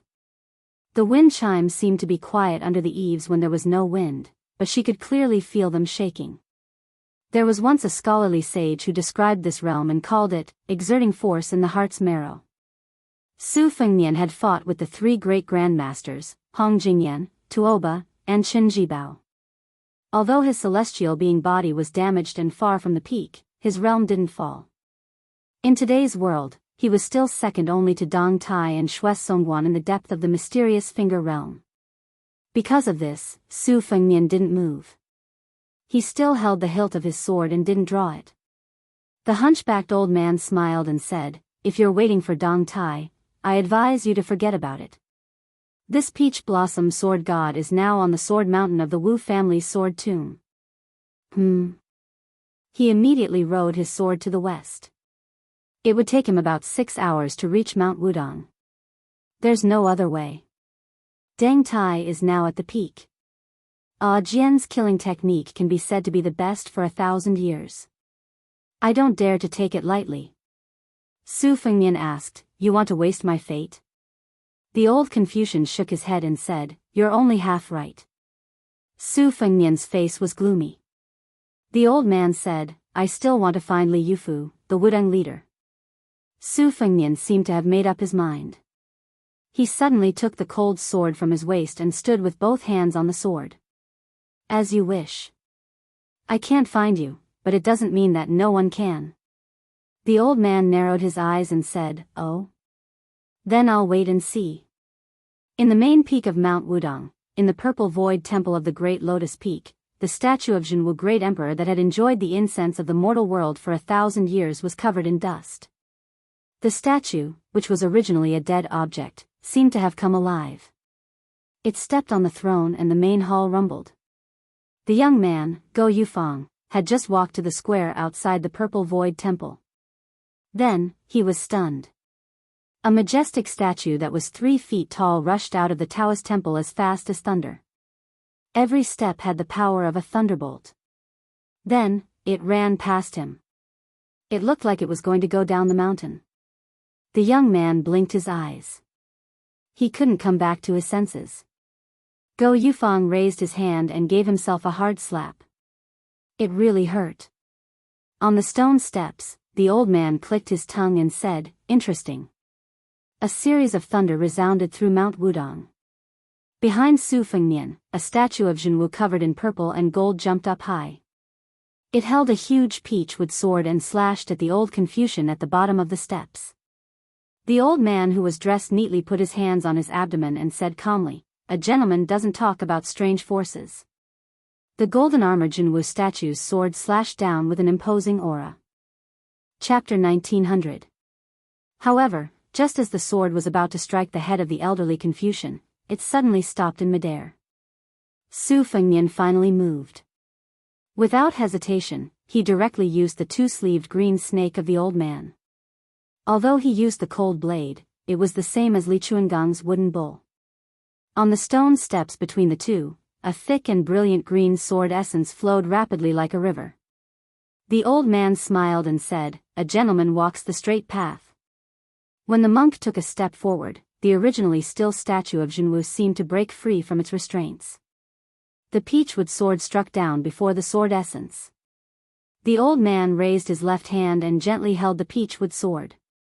At the same time, his right palm met the two-sleeved green snake. This kind of leisurely stroll was like a scholar who had studied hard for many years casually picking up a brush and writing on a whim. It was natural and without stagnation. The aura of a saint. The monk had straightened his back and walked up the steps step by step. His left hand held the statue of Jianghu, and his right hand blocked the two-sleeved green snake. The peachwood sword of the statue of Jianghu. Li Chuangang's majestic sword essence. Under the contrast, the old man's steps were slow, but he never stopped. The old man even had the energy to say, "I'd like to see how long you can hold your breath." The purple chi on the statue of Jianghu the great emperor was wavering. Visible cracks began to appear on the wooden sword that was almost as long as a person. From these cracks, countless rays of dazzling light bloomed. This statue of Jianghu from the main hall of Wudong's Purple Void Temple was, of course, not the Dharma of Jianghu the great emperor. Su Fengnian had long given up on that fate and was no longer involved. But for some unknown reason, Su Fengnian quietly condensed his own fate into it after climbing the mountain. Previously, the young king had jokingly asked Dong Tai how to arrange his fate after death. The peach blossom sword god's answer was, of course, as carefree as ever. But Su Fengnian could not be so carefree. He had too many people and too many things to consider. Asking Fan Shaochai to search for the wooden sword wanderer was the same. Many seemingly unintentional actions were the same. The old Confucian scholar's weathered face shone brightly under the purple gas and sword energy. He sneered and said, "King of Biyao, I don't think you can do it with your own fate energy." At the beginning of the magnificent sword force, the young lord said in a deep voice, "Li Yufu, continue your closed-door training." The old Confucian took a big step forward and said in a clear voice, "Su Shao led his troops to trample the 6 nations and broke the spines of the spring and autumn dynasties. As a result, the central plains were littered with new graves. Now that he's dead, do you really think that the Su family doesn't need to repay the debt?" The boundless energy swords kept shattering in the old man's palm. The old man was also somewhat angry. He shouted, "Su Fengnian, do you really think no one in this world can kill you? Will I let you do whatever you want? As long as you don't give up, Xie Guaniying's death will be followed by Tantai Pingjing's. Even if Tantai Pingjing dies, there will still be the next person." A purple gold date mark appeared between Su Fengnian's eyebrows. He said slowly, "A gentleman walks straight? My Baliang cavalry guards the border, Huda City, Crouching Bao City, Wanha City, and Qingsang City. Only those who die with their backs to the south will die." The old Confucian scholar suddenly pushed his right palm forward. At the same time, his left wrist shook slightly. The entire energy swords were pushed back dozens of feet. The statue of Jianghu, whose peachwood sword had turned into powder, was thrown back hundreds of feet. Even when facing Su Fengnian, whose combat strength was not at its peak, the old man was able to gain the upper hand from beginning to end. The old man's unfathomable cultivation was enough to shock the world and make ghosts and gods weep. The old man finally reached the top of the stairs. In his sight, the young lord stood in the distance with a cold saber in his hand. A trace of blood seeped out of the corner of his mouth. The old man smiled and asked, "Even though you've fallen to such a state, you still don't want to use the entire Baliang's fate to fight against the enemy?" Su Fengnian spat out the blood clotted in his mouth and took a breath of fresh air. If he had not been hit by Tuoba's full-force hammer, even if the old man's cultivation was profound, he would not have been able to push back the energy swords with one palm even if he could block the energy swords of the mortal world. Su Fengnian twitched the corner of his mouth and said with a smile, My fate is indeed not much, but I still have a chance to keep you on Mount Wudong." The old man's eyes were full of pity. He said, "I thought you would say, even if I die here, there will still be a king of Bailiang on Mount Qingliang who has the same appearance and height. What, is this the confidence you have to fight me to the death? When did the leader of 300,000 Bailiang cavalry, the well-deserved Grand Master of Martial Arts Evaluation, become so unambitious?" Su Fengnian tightened his grip on the hilt of his blade. The old man did not seem to be in a hurry to make a move. It was unclear whether he was worried that both sides would be injured or that both sides would be destroyed. He asked, "Aren't you curious who I am?" Su Fengnian sneered and said, "A stray dog." The old man was stunned and then laughed. "You hit the nail on the head." At the foot of Mount Wudong, there was a purple aura climbing the mountain. It was the statue of Jianghu that the old Confucian had casually thrown down the mountain. Although the body of the statue was broken, the purple aura lingering around it was even thicker. Su Fengnian sneered and said, "I'm just curious why you didn't continue to pretend to be a blind zither player in Shangyin Academy's Dowd Forest." The old Confucian nodded and said, "No wonder you were prepared. It was Su Weisheng who revealed the heavenly secret to you. You're really cautious. Originally, you shouldn't have regarded me as an enemy because of how I took care of the girl surnamed you in Shangyin Academy. It's a pity that Tantai Pingjing won't help you now. No matter how many tricks you use, in the end, everything will be for naught." Su Fengnian held the cold blade in his left hand and held it horizontally in front of him. He put 2 fingers of his right hand together and gently stroked the back of the blade. The old man laughed and said, "An ant trying to shake a big tree." Su Fengnian replied, "There was a disciple of your Confucian school who said that he was overconfident." The old man waved his sleeves. "Isn't that because I misled him?" Su Fengnian put his 2 fingers together and stopped at the tip of the blade. Silently, the cold blade was like a talisman. Gao Shulu had once been sealed by this move. The old Confucian was still calm and composed. He glanced at the previously ordinary Bailiang blade and felt as if it contained endless Tao. On the bright blade, there was a faint pitch-black dragon floating around. However, the old man was still in the mood to praise, "Very interesting. The person in front of Su Fengnian should have been dead for 800 years. Especially when the Dafeng dynasty was founded and the status of the Confucian school rose. After that, he was respected by the kings as the most sacred teacher of the dynasty. Countless civil officials, regardless of whether they were famous or not, accompanied him when he was alive and regarded it as a supreme honor. The Zhang family's holy mansion and the Taoist master's mansion of Mount Longhu had been known as the Holy Mansion for 800 years. However, no one really thought that the Zhao family could be compared to the Zhang family, especially in the hearts of the scholars in the world. The Zhao family was probably not even worthy of carrying the shoes of the Zhang family. This inconspicuous old Confucian. He was the first-generation saint of the Zhang family. Chapter 1901. The commotion caused by this battle of immortals was not small. On Wudang Mountain, apart from the wife of a certain white-robed monk who was still snoring, almost everyone had put on their clothes and got up. But without exception, no one went to join in the fun. The Battle of Li Chungang and Wang Xianji in Martial Emperor City, the Battle of Su Fengnian, Dong Tai, and Chao Chongqing in Great Peace City, and the Battle of Chao Chongqing attacking the city alone. There were also grand events of the Jianghu that were second only to these peak battles. They had all taught the people of the Jianghu a bloody lesson. If they had not reached that level, they should not get involved. Otherwise, they would be implicated. It was as difficult as ascending to the heavens to criticize the moves of those martial arts grandmasters. When the true peak martial arts grandmasters engaged in a life-and-death battle, they would not give the small fries the chance to clap their hands and cheer or be surprised. The white-robed monk without the string of beads on his chest sat on the bench in front of the hut, quietly looking up at the moon. A tall woman dressed in the same white robe appeared in front of him. The white-robed monk did not look at her. He only said softly, "The heart is sloppy and the world calls it suffering. Only you and I enjoy it." The leader of the world's chi cultivators nodded and then shook her head. "You and I are the same, but not the same.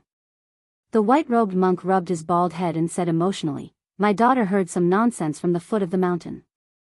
It said that for the women of the world, it takes 10 years to cultivate Song Yushu, 100 years to cultivate Su Fengnian, 1,000 years to cultivate Lu Dongxian." The woman who was 100 years old but had a youthful appearance murmured sadly, "He does not understand." The white-robed monk sighed. "I am more afraid of playing dumb." She suppressed her emotions and looked at the white-robed monk. "No matter what, I am a qi cultivator. I will follow my heart." The white-robed monk made a sound of acknowledgement. "Then this poor monk will not invite you to tea?" She asked, "Is that all?" At this time, the white-robed monk suddenly thought of a young girl's clear voice. "Mother, mother. Wake up. Father is secretly meeting with his confidant again." The white-clothed monk's complexion changed. He hurriedly stood up and said, "Sovereign Tantai, please don't leave. Help me explain." How could the woman who only cared about enforcing justice on behalf of the heavens care about these trivial matters? She directly swept past them and disappeared. The white-robed monk turned around stiffly and saw his daughter gloating over his misfortune, his stupid disciple with sleepy eyes, and his wife aggressively running out of the house with a kitchen knife. The white-robed monk had a flash of inspiration as he said in all seriousness, "That woman is over 100 years old. She's not someone of the same generation at all." The woman was stunned. "So old?" The white-robed monk nodded vigorously. The woman rolled her eyes and turned to leave. "I'm as beautiful as a flower. At the very least, I'm still a middle-aged woman who's still charming. Why would I be jealous of an old woman who's over 100 years old?" The white-robed monk secretly wiped off his cold sweat and glared at his daughter. She made a face and said angrily, "It still hurts from being pulled by mother during the day." The white-robed monk said in a bad mood, "Who told you to tell your mother about the little private savings that I've painstakingly saved? You've shot yourself in the foot, haven't you?" The girl was stunned. Just when the white-robed monk was gratified and thought that his daughter had found her conscience and had come to her senses, she immediately turned her head and shouted, "Mother! Although that woman is old, she looks very young. She looks younger than you." Suddenly, there was an angry roar that was more majestic than the Buddhist lion's roar in the house. "What?" The white-robed monk silently raised his head and looked at the moon. He guessed that this time, even Buddha couldn't save him. Buddha probably really couldn't save this monk who drank wine, ate meat, and married his wife. However, his stupid disciple suddenly became enlightened and bravely explained to his master's wife. He actually persuaded his master's wife to go back. The white-robed monk who had narrowly escaped death rubbed his cheeks and called his stupid disciple to his side with a smile. "Nanbei, while the moon is bright and the stars are scarce, your mind is clear. Master will teach you the profound Dharma." Little bald head sighed. "Master, you're so old, but you still don't know how to behave. No wonder Master's wife has been telling me and that thing these 2 days, flies don't bite a seamless egg." The white-robed monk glared at him. Unfortunately, his stupid disciple wasn't afraid at all. Instead, he said in a methodical manner, "Master, Buddha said that feelings against oneself are born from feelings. When hatred arises, resentment must be removed by observing the 5 meanings." The white-robed monk's temper was gone. Li Nanbei made a cute and playful pig face and swayed back into the house. The white-robed monk couldn't do anything. The stupid Nanbei suddenly whispered, "Master, I've actually been helping you string the prayer beads the whole night. I was afraid that Master's wife would find out that the string was broken and would worry about the impermanence of life. I didn't even dare to light the oil lamp. I just used the moonlight from the window to string the prayer beads." The white-robed monk's face was full of joy. He said matter-of-factly, "Master's daughter." The middle-aged monk who was in a good mood smiled and said, "Disciple, I'll continue to teach you the Dharma." The little monk was young, but he was already the Sanzang master of the 2 Zen temples. Whether it was the seniority of the sect or the profoundness of the Dharma, he was fully deserving of the title of an eminent monk. The little monk's face suddenly turned red. He said sneakily, "Master, let's put the Dharma aside for now. Why don't you lend me the 3 taels of silver you hid at Han Daozheng's place? Tomorrow, I'll buy some things and send them to Mianyanji. The white-robed monk waved his sleeves and strode towards the thatched cottage. The moonlight tonight is not good. It's not suitable to teach the Dharma. Only the little monk was left sighing. Chapter 1902. At the foot of Wudong Mountain, the statue of Jianghu Great Emperor strode up the mountain with purple clouds rising. 2 people were confronting each other at the top of the stone steps. Su Fengnian was holding a talisman knife that was glowing. The saint of the Zhang family was still calm. His hands were hanging down and he gently shook his sleeves. You're really stubborn. After a long period of silence, Su Fengnian did not launch a thunderous charge. Instead, he appeared in front of the saint of the Zhang family in the blink of an eye. He leaped high, twisted his body, and slashed down diagonally. His sleeves fluttered, and he looked like an immortal. The saint of the Zhang family raised his arm and stretched out a finger. He smiled and said, "Benevolent Lushan." Su Fengnian's blade that contained a lot of gang qi stopped moving. It didn't even touch the old monk's finger. Between the two, there seemed to be hundreds of thousands of undulating mountains. They were separated by a thin line. Su Fengnian, who was in the air, almost said at the same time, "Open the mountain."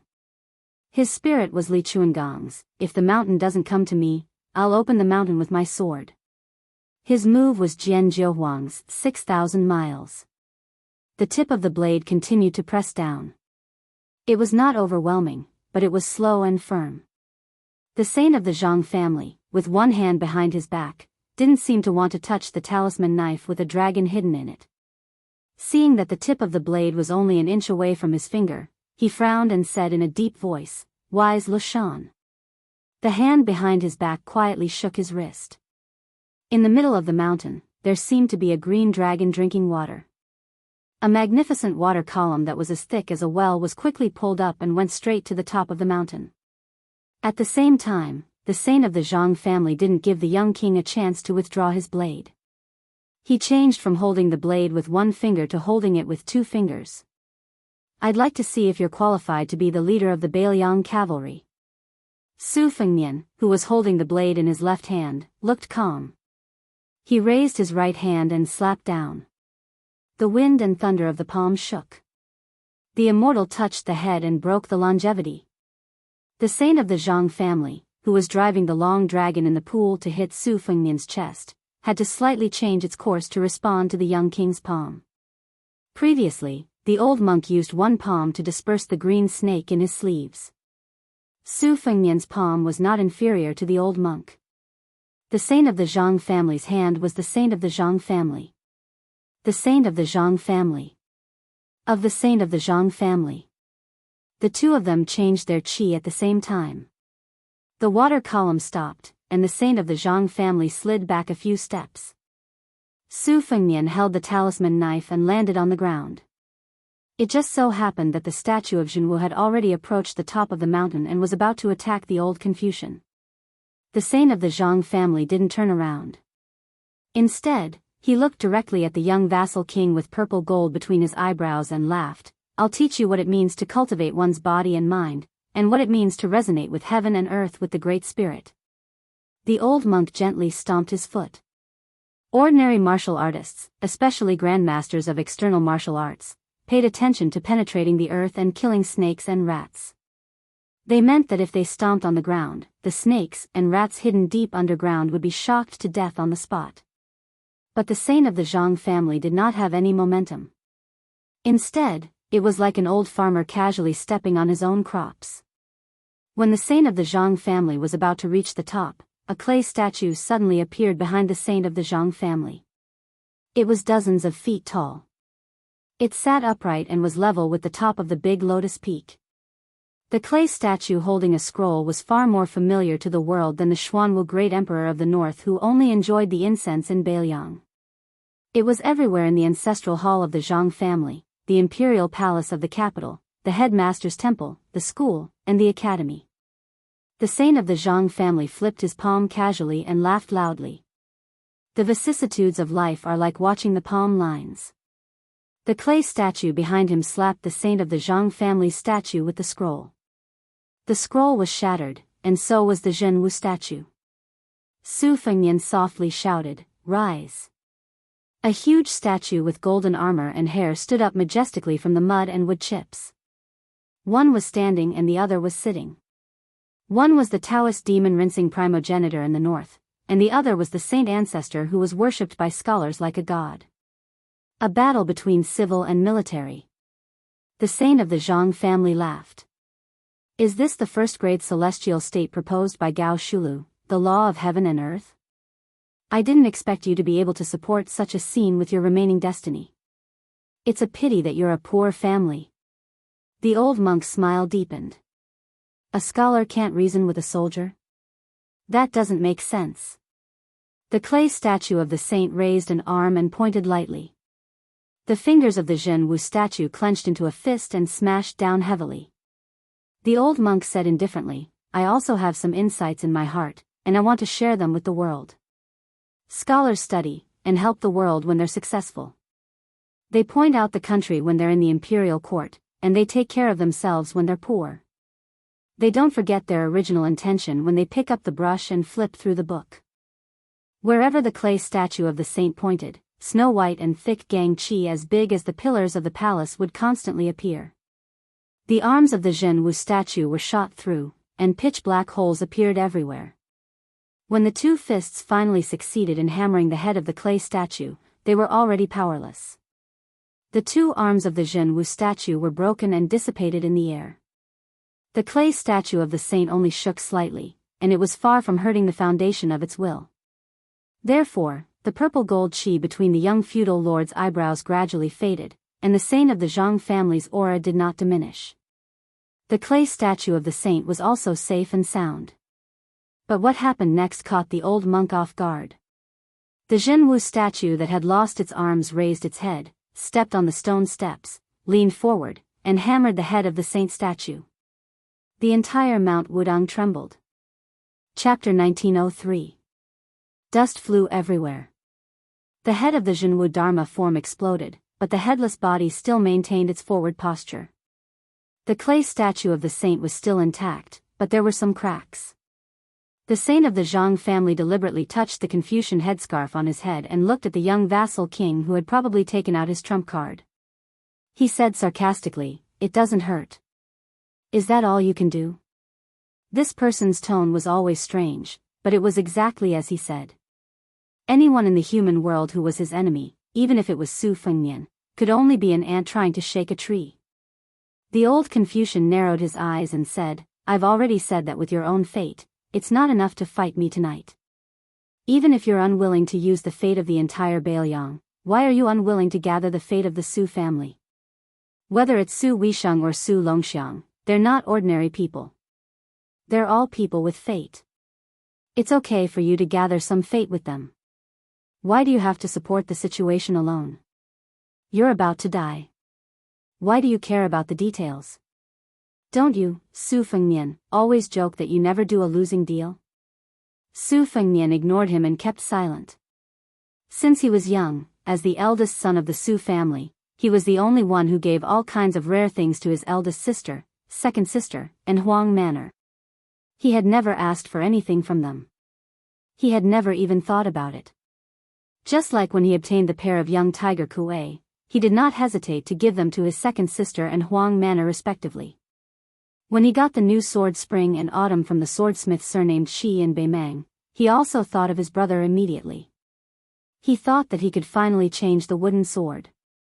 When he snatched the river soldier from Jianghu, he also thought of borrowing the embroidered winter spring thunder from the white fox face. He could finally return the favor. Su Fengnian had always believed that he had gained too much, so he should not complain and should be generous. The old Confucian stared at Su Fengnian's eyes and sneered, "A falling leaf indicates autumn."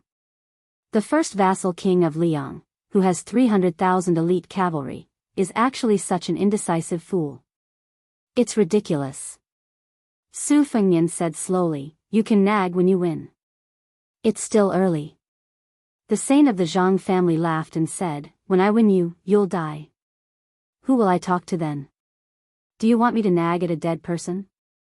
Su Fengnian's eyes were firm and his face was cold. My master Li Yishan, the chancellor of the Shangyin Academy, Zhang Julu of Liang, Wei Jingtang of Jizhou, and many others. In my heart, they are the real scholars. It's lucky that you, the sage of Confucianism, did not dare to show up for hundreds of years. Otherwise, you'll be a laughing stock. The saint of the Zhang family did not take it seriously and said with a smile, it's still too early to say that. Su Fengnian held his breath and concentrated. Since the disappearance of the Jianghu Dharma form, it was harder to catch the old Confucian's qi. The old man raised his arm and waved it in the air. Suddenly, a 3-foot green gang qi appeared. The old man seemed to be lost in thought and sighed, maybe the descendants only know about my knowledge, but they don't know that it was me who started it. When the saint of the Zhang family condensed his qi into a sword, Su Fengnian instantly attacked silently.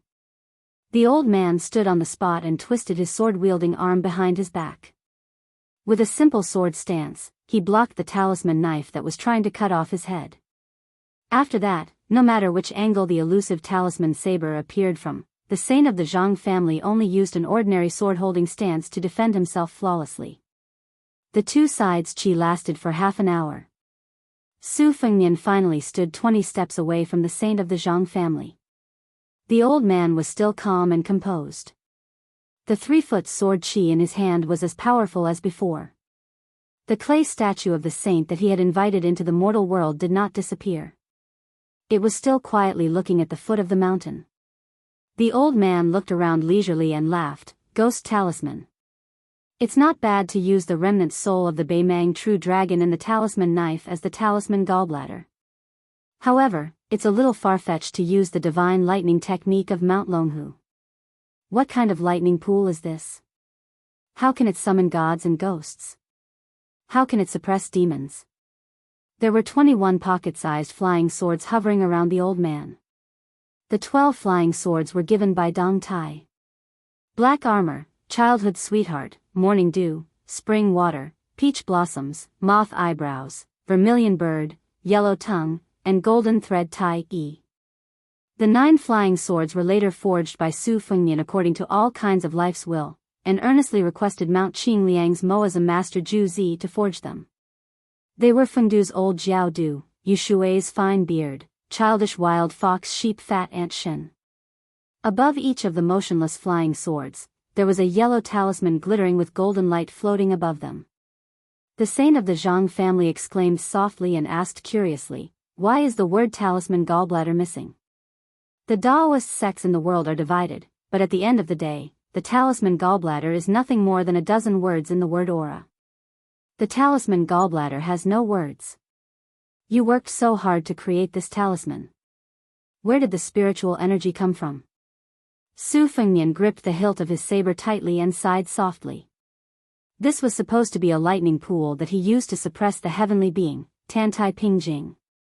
As for what kind of talisman this was, it was obvious. Since Su Fengnian was in Beiyang, this talisman was naturally the cold talisman. The 21 swords were connected to each other. The 21 talismans were connected to each other by lightning. The old man shook his head and said, "When you read to your heart's content, you can read through the rise and fall of 1,000 years. What's a small lightning pool?" The saint of the Zhang family stood on the spot. He held the sword in one hand and dipped the other in his saliva. He made a gesture of flipping a book. The pages flipped. Every time a page was flipped, a flying sword would fall to the ground. When the last flying sword swayed and fell, Su Fengnian held the saber with both hands for the first time and began to run forward. The saint of the Zhang family waved his sleeve and dispersed the 3-foot aura. He stepped forward and sneered, "Do you really think I'm afraid of your mountain sealing technique?" In an instant, the old man's left hand gripped the tip of the saber. Just as the Confucian saint was about to slap him with his right hand, he stopped and frowned. A ray of rainbow light suddenly cut through the sky from the elephant cleansing pool, and then fell behind the old man at a faster speed, or in other words, in front of the saint's clay statue. The sword was called snow armor. When the sword fell, there was no snow. But it brought 2 brilliant beams of light from the sky. It was like opening the gate of heaven. The saint of the Zhang family said helplessly, "You're really annoying." The old man probably wanted to save his strength to deal with the brilliant gate of heaven. He just let go of the tip of the saber, then pushed the young lord away and turned around. The saint's clay statue seemed to be pulled by someone and slowly slid into the gate of heaven. Its towering figure gradually disappeared. The old man lifted one foot and stepped on the ground one after another. It landed and took root. There seemed to be a strong wind blowing behind the old man. His sleeves fluttered as he fell toward the gate of heaven. Su Fengnian turned his head to the east and said in a deep voice, "Sword, come." Still thousands of miles away, the peach blossom sword god who was flying on the sword laughed and replied, "One sword tomb of the Wu family, 200,000 swords, is that enough?" If you like to watch the heroes and heroines in the snow on your mobile phone, you can follow my WeChat public account, Fenghua 1985. The snow is coming to an end. If you follow me, I believe there will be a lot of surprises. Not only some fragmentary writing experience in the snow, but also some future chapters, some of the bad stories I have never published publicly, some of the songs I like to listen to when I write my own words, and some activities of giving autograph books, update notices, etc., will be posted on my WeChat public account. Chapter 1904.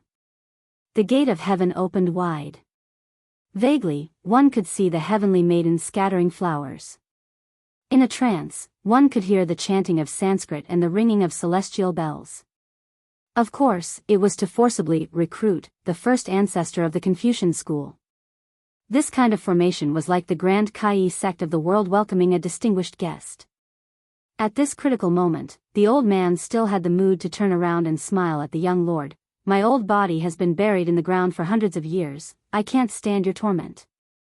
Then, the old man looked to the east and laughed, "You, the peach blossom sword god, are too narrow-minded.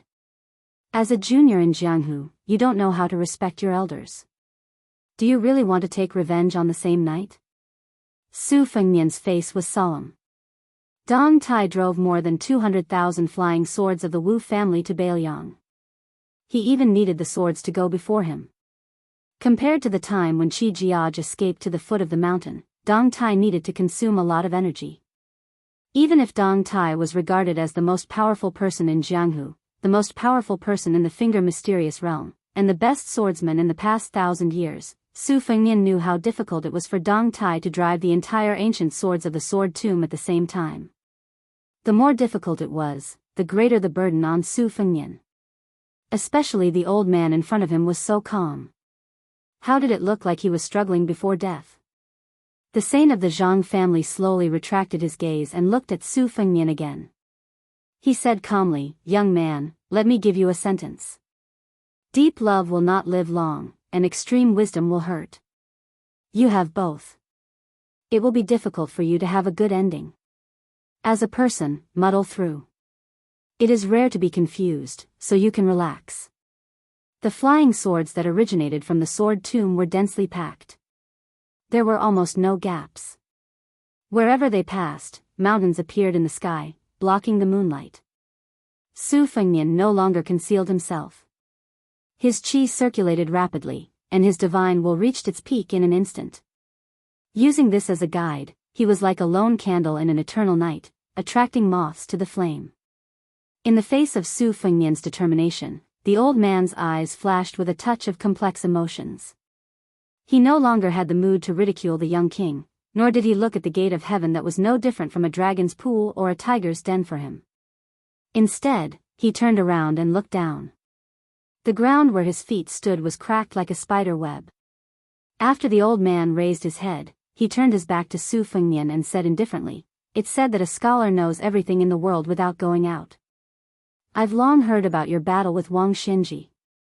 That woman surnamed Jiang tried to force Wang Xinji's hand away by opening the heaven gate with her sword, so how could she make me go to the celestial court? Besides..." The old man, whose hair was fluttering in the wind, suddenly turned his head. His eyes were cold as he said in a serious tone, "Besides, Lu Dongxian can pass through the divine gate and return. Can't I do the same? It's not that I can't, but I really don't want to." The old man turned his body and finally turned his back to the gate of heaven, facing the young man. A tree will wither one day, and a man will run out of strength. Today, I'll let you know that even if you, Su Fengnian, have invincible cavalry, and even if you're a grandmaster of martial arts evaluation, there will be a time when you have no choice but to accept your fate. Su Fengnian laughed in the face of the strong wind. Do you know that people in later generations have ridiculed you as a person who knows what's impossible but still does it?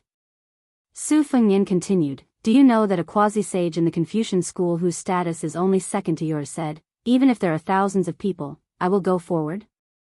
The old man said indifferently, those are good words, better than your words of a stray dog. Su Fengnian and the saint of the Jianghu family looked at each other. Although the heart may not be able to reach it, it can still make people yearn for it. When Su Xiao was old, he told me in private that he didn't like all the scholars in the world. But when he remembered how many times in the early years, he saw scholars together in the palace, each in high spirits, the jade pendants on their waists jingling, he really envied them. It was so pleasant to the ears. Finally, the old man said, generally speaking, if things are not at peace, they will make a sound. Since that's the case, Su Fengnian, do you have any last words for this world? The talisman on the cold blade had disappeared.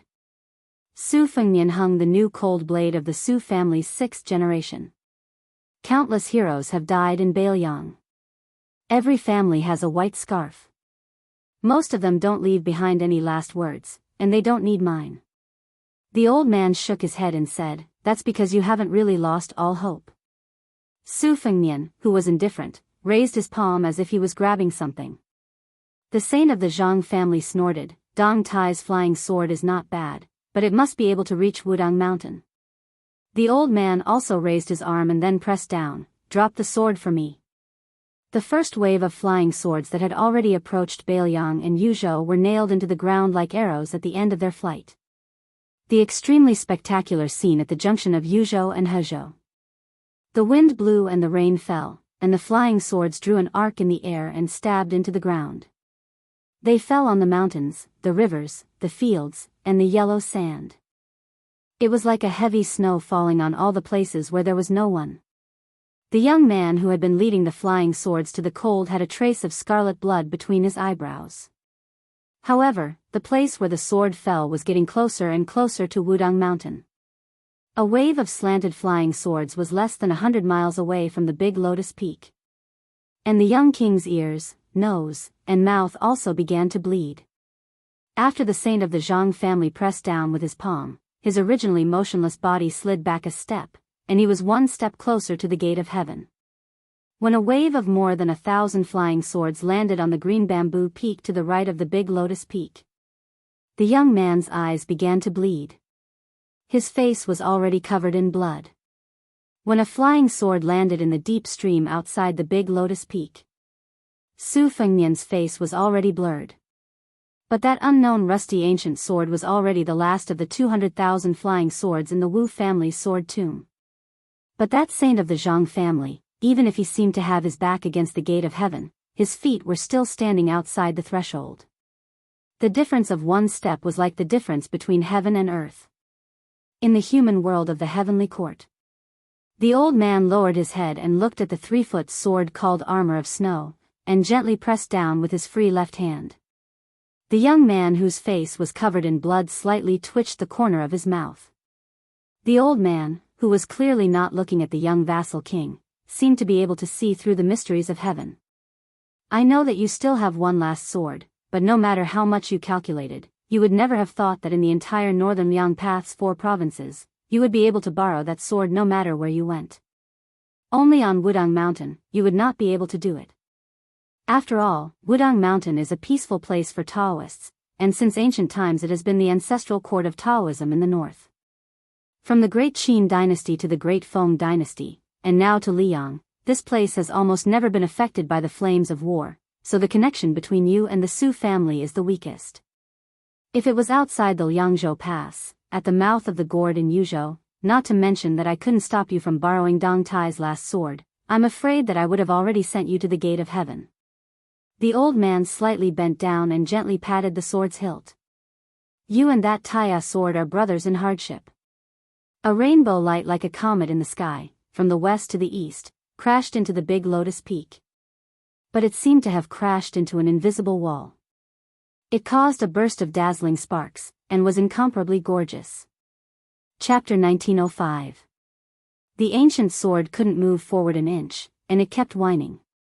The old man closed his eyes as if he was listening to the sound. He murmured, "Essays talk about grief but not pain, but on the battlefield, it is said that soldiers with grief will win. Which one is right?" The old man answered his own question. Scholars write essays, but how many of them really work hard? But people die in war, it would be strange if they don't die. The Confucian ancestor finally looked at the young man.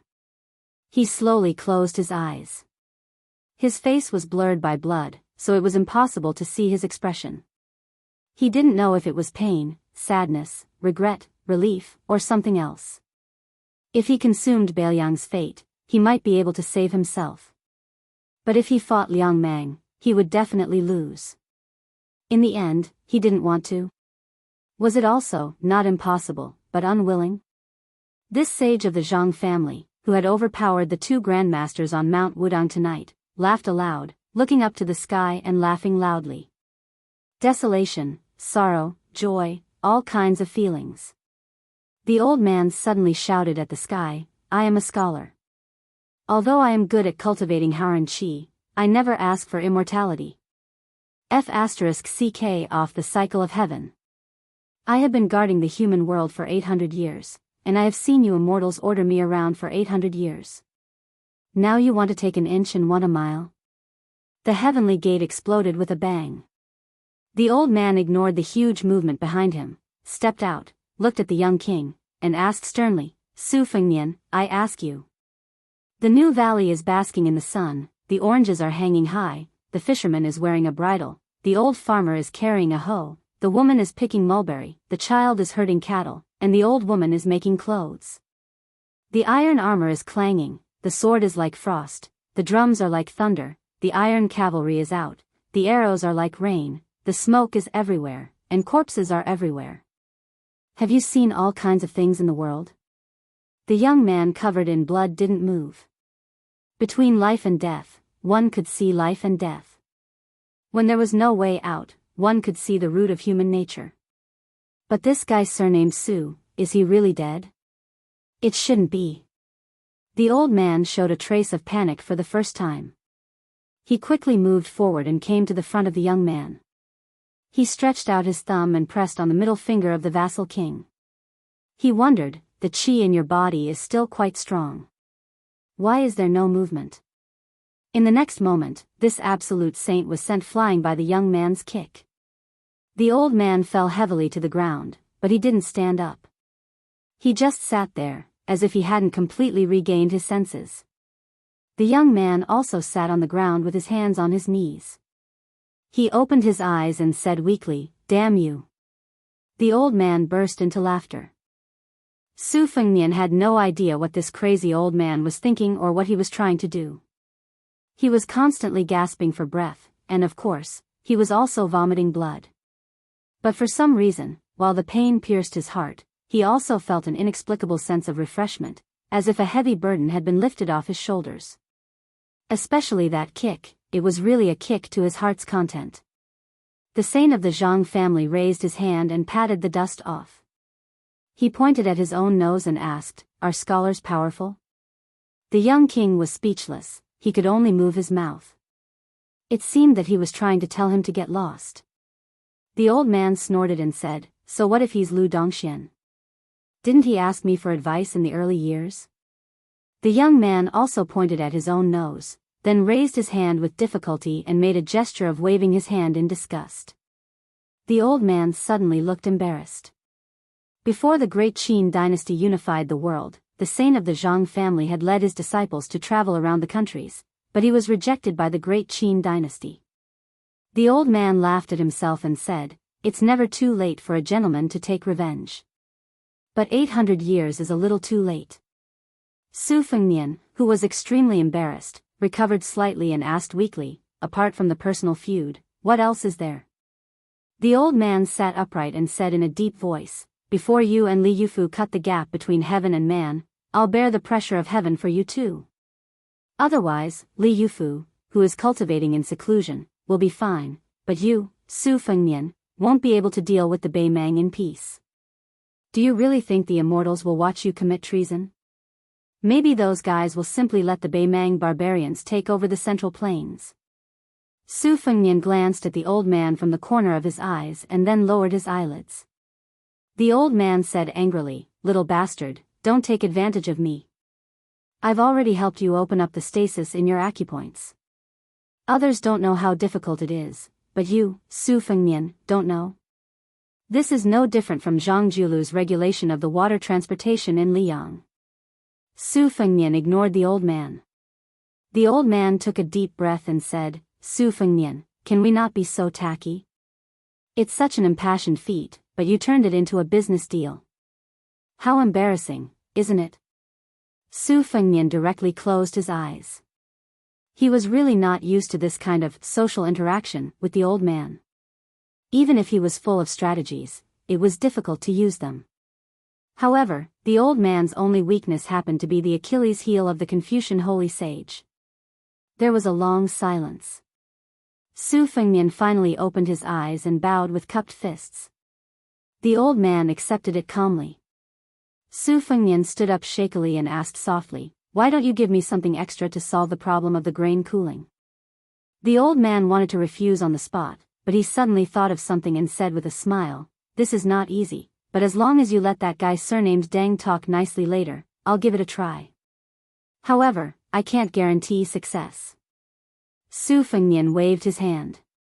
"No one in the world can stop Dong Tai with the Taiya sword, not even me." The old man stamped his foot and said anxiously, "Hurry up and hide the Taiya sword." As he spoke, the Taiya sword had already flown back.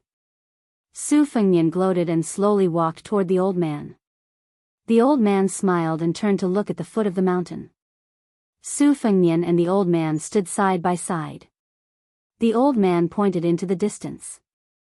"In the past, I heard Huang Longsher talk nonsense about the strange situation in the next 1,000 years. I was relieved and worried at the same time. It always made me hesitate." Su Fengnian said softly, "Why don't you think about it from another perspective? Looking at the present from 800 years ago, the world has changed for the better, right?" The old man nodded. "Some have changed for the better, some for the worse.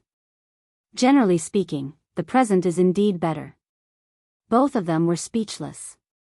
The old man suddenly said, "I probably won't be able to wait for Deng Tai to return to Mount Wudong. Help me pass a message to him. If we only talk about the level of swordsmanship and not the distance of the sword, he is the first person since ancient times." Su Fengnian said, "Okay." The old man stared into the distance with his eyes wide open, his figure ethereal. He sighed with emotion. "Then let me see this world one last time." Su Fengnian asked softly, "Do you have any last words?" The old man thought for a moment. "Yes." Su Fengnian said in a deep voice, "Sir, please speak." The old man said calmly, "Shut up.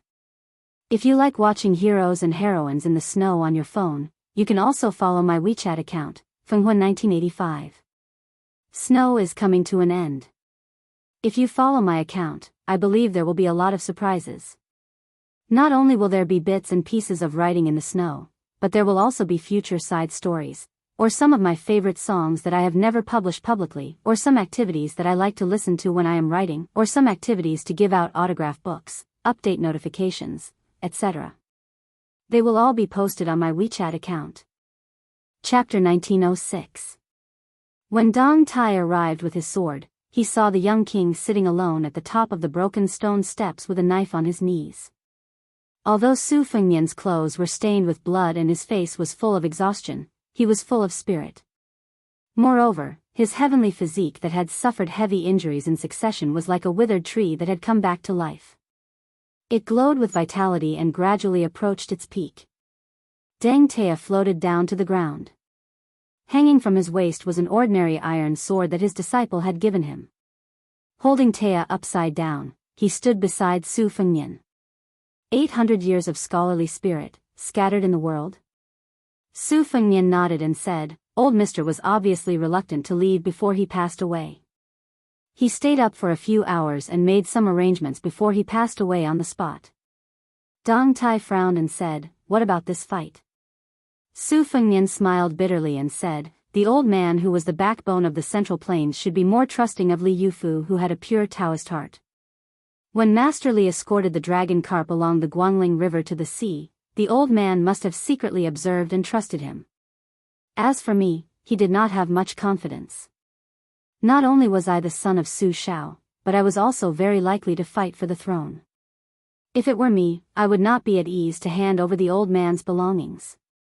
That was why there was such a storm. The old man must have forced me to a dead end and was only willing to let it go when he saw my true nature. The peach blossom sword deity who had no interest in the rise and fall of the world sneered and said, in the end, he still took advantage of his seniority. Su Fengnian did not comment. He turned around and asked with a smile, Is it because the flying sword can't enter Mount Wudong? Dong Tai said frankly, Of course. Once the sword is out, how can it return without any results?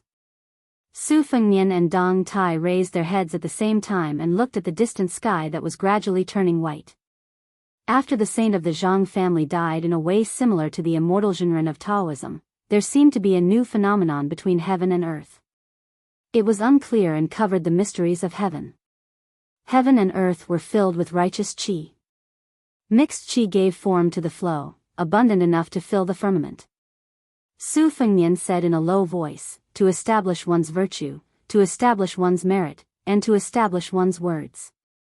Sir, I really can't do it anymore. Dong Tai crossed his arms in front of his chest. It's amazing, but in my opinion, it's still a little unsatisfying. Su Fengnian sighed helplessly, How can everyone be like you, Dong Tai? You, don't just stand there and talk. Su Fengnian remembered something and said with a smile, That's right, before the old master left, he wanted me to tell you that in his opinion, since the beginning of the sword 1,000 years ago, you, Dong Tai, have the best swordsmanship. Dong Tai grumpily said, The path of swordsmanship is just a sesame seed abandoned by ancestor Lu after picking up a watermelon. Su Fengnian rolled his eyes and said, Talking to you is boring. Dong Tai glanced at him from the corner of his eyes. Su Fengnian asked, How should we deal with the 200,000 swords scattered on the ground of the Wu family's sword tomb? Do we need you to return them? Dong Tai asked in return, Why, do you want to keep them? Su Fengnian hurriedly waved his hand and said, How would I dare? That Wu family's ancestor would fight to the death with Biyao. I can't go overboard when I use my hoe to steal their swords. Dong Tai said, Then I'll return them all. The Wu family's swords are an eyesore to me anyway. Su Fengnian lowered his voice. Don't do that. You should at least choose a few hundred good swords and secretly leave them behind. Just say that the Zhang family's saint destroyed them. If the Wu family's sword tomb doesn't let them off, go find the Zhang family's saint mansion and smash them. Dong Tai's face was full of disdain. I can't be bothered to do that. Su Fengnian smiled brightly and said, There's no need for the peach blossom sword god to waste your energy. I'll do it. I'm quite familiar with intercepting swords. Dong Tai obviously didn't want to deal with this. He began to hold his breath and meditate. Controlling 200,000 swords to go to Biyao was definitely not an easy task. Su Fengnian suddenly said, Before the old man left, he told me that Beimang's Tuoba's martial arts cultivation had advanced by leaps and bounds overnight. Dong Tai immediately understood the crux of the matter. His face darkened. He wants to use both Tuoba and Tantai Pingjing to deal with you at the same time. Su Fengnian said, That's about right. Dong Tai asked, Did the old man say how high Tuoba's cultivation is? Is there an analogy? Su Fengnian shook his head and said, It's not clear. He only said 5 words, Celestial beings live forever. Dong Tai frowned and said, I've never been good at these cryptic words. Just tell me directly. When Wang Xianji left the Eastern Sea, was Tuoba slightly inferior or similar? Su Fengnian had obviously thought about this troublesome question long ago. He blurted out, I guess the best result is that he was slightly inferior. Dong Tai asked, then the worst result? Su Fengnian half-joked, I'm afraid I'll scare you if I say it. Dong Tai twitched the corner of his mouth. Has anyone ever told you that it's actually quite boring to talk to you? Su Fengnian shook his head and said, no, especially women. There's a popular saying in the Central Plains that proves it. 10 years to cultivate Song Yushu, 100 years to cultivate Lu Dongxian, and 1,000 years to cultivate Su Fengnian. Dong Tai said indifferently, oh? Not 100 years to cultivate Su Fengnian, 1,000 years to cultivate Lu Dongxian? Su Fengnian pinched his chin and pretended to be confused. Did I remember wrongly? Dong Tai couldn't help but raise his voice. Spit it out. Su Fengnian put away his joking expression and sheathed the cold blade at his waist. The worst outcome is that at some point in time, Bodhisattva Tuoba's combat power will be slightly stronger than Wang Xianji's. Dong Tai dismissed it with a smile, loosened his arms, and stretched. Dawn was coming. Then that's the worst result. Why don't you let me deal with Tuoba? Su Fengnian shook his head and narrowed his eyes as he gazed at the serene scene of the sky gradually turning blue and white. He lazily said, You've already fought him once in the northern Mang. Let me do it this time. Dong Tai was silent for a moment and then said sarcastically, Don't forget, you fought with him twice in the western regions and outside Liangzhou Pass. If I remember correctly, it was a draw and a loss, right? Su Fengnian allowed the breeze to blow away the last bit of blood on his body. When have I ever lost? Moreover, that time in the western regions, if Li Mibi hadn't interfered at the last moment, Tuoba would have been a dead man. Dong Tai dismissed it with a smile. Fine. If you want to be a hero, I, Dong Tai, will satisfy you. Su Fengnian said softly, perhaps in terms of combat power, we are all in the celestial realm, so there's not much difference between us. However, there's a state of mind unique to Wang Xianji. Even if you, Dong Tai, have Tai Yi, and even if Tuoba received a gift from an immortal, it's still impossible. Dong Tai asked curiously, invincible in the human world? Su Fengnian suddenly pulled out his cold saber and pointed it at the great sun leaping into the human world's vision. The entire world's enemy. Dong Tai asked again, you have it? Su Fengnian didn't answer the question. I've always had it in Biyao. For those who like to read on their phones, you can follow my WeChat public account, Fenghua 1985. Yesterday, I added more than 10,000 people. Today, I guarantee at least 2 chapters.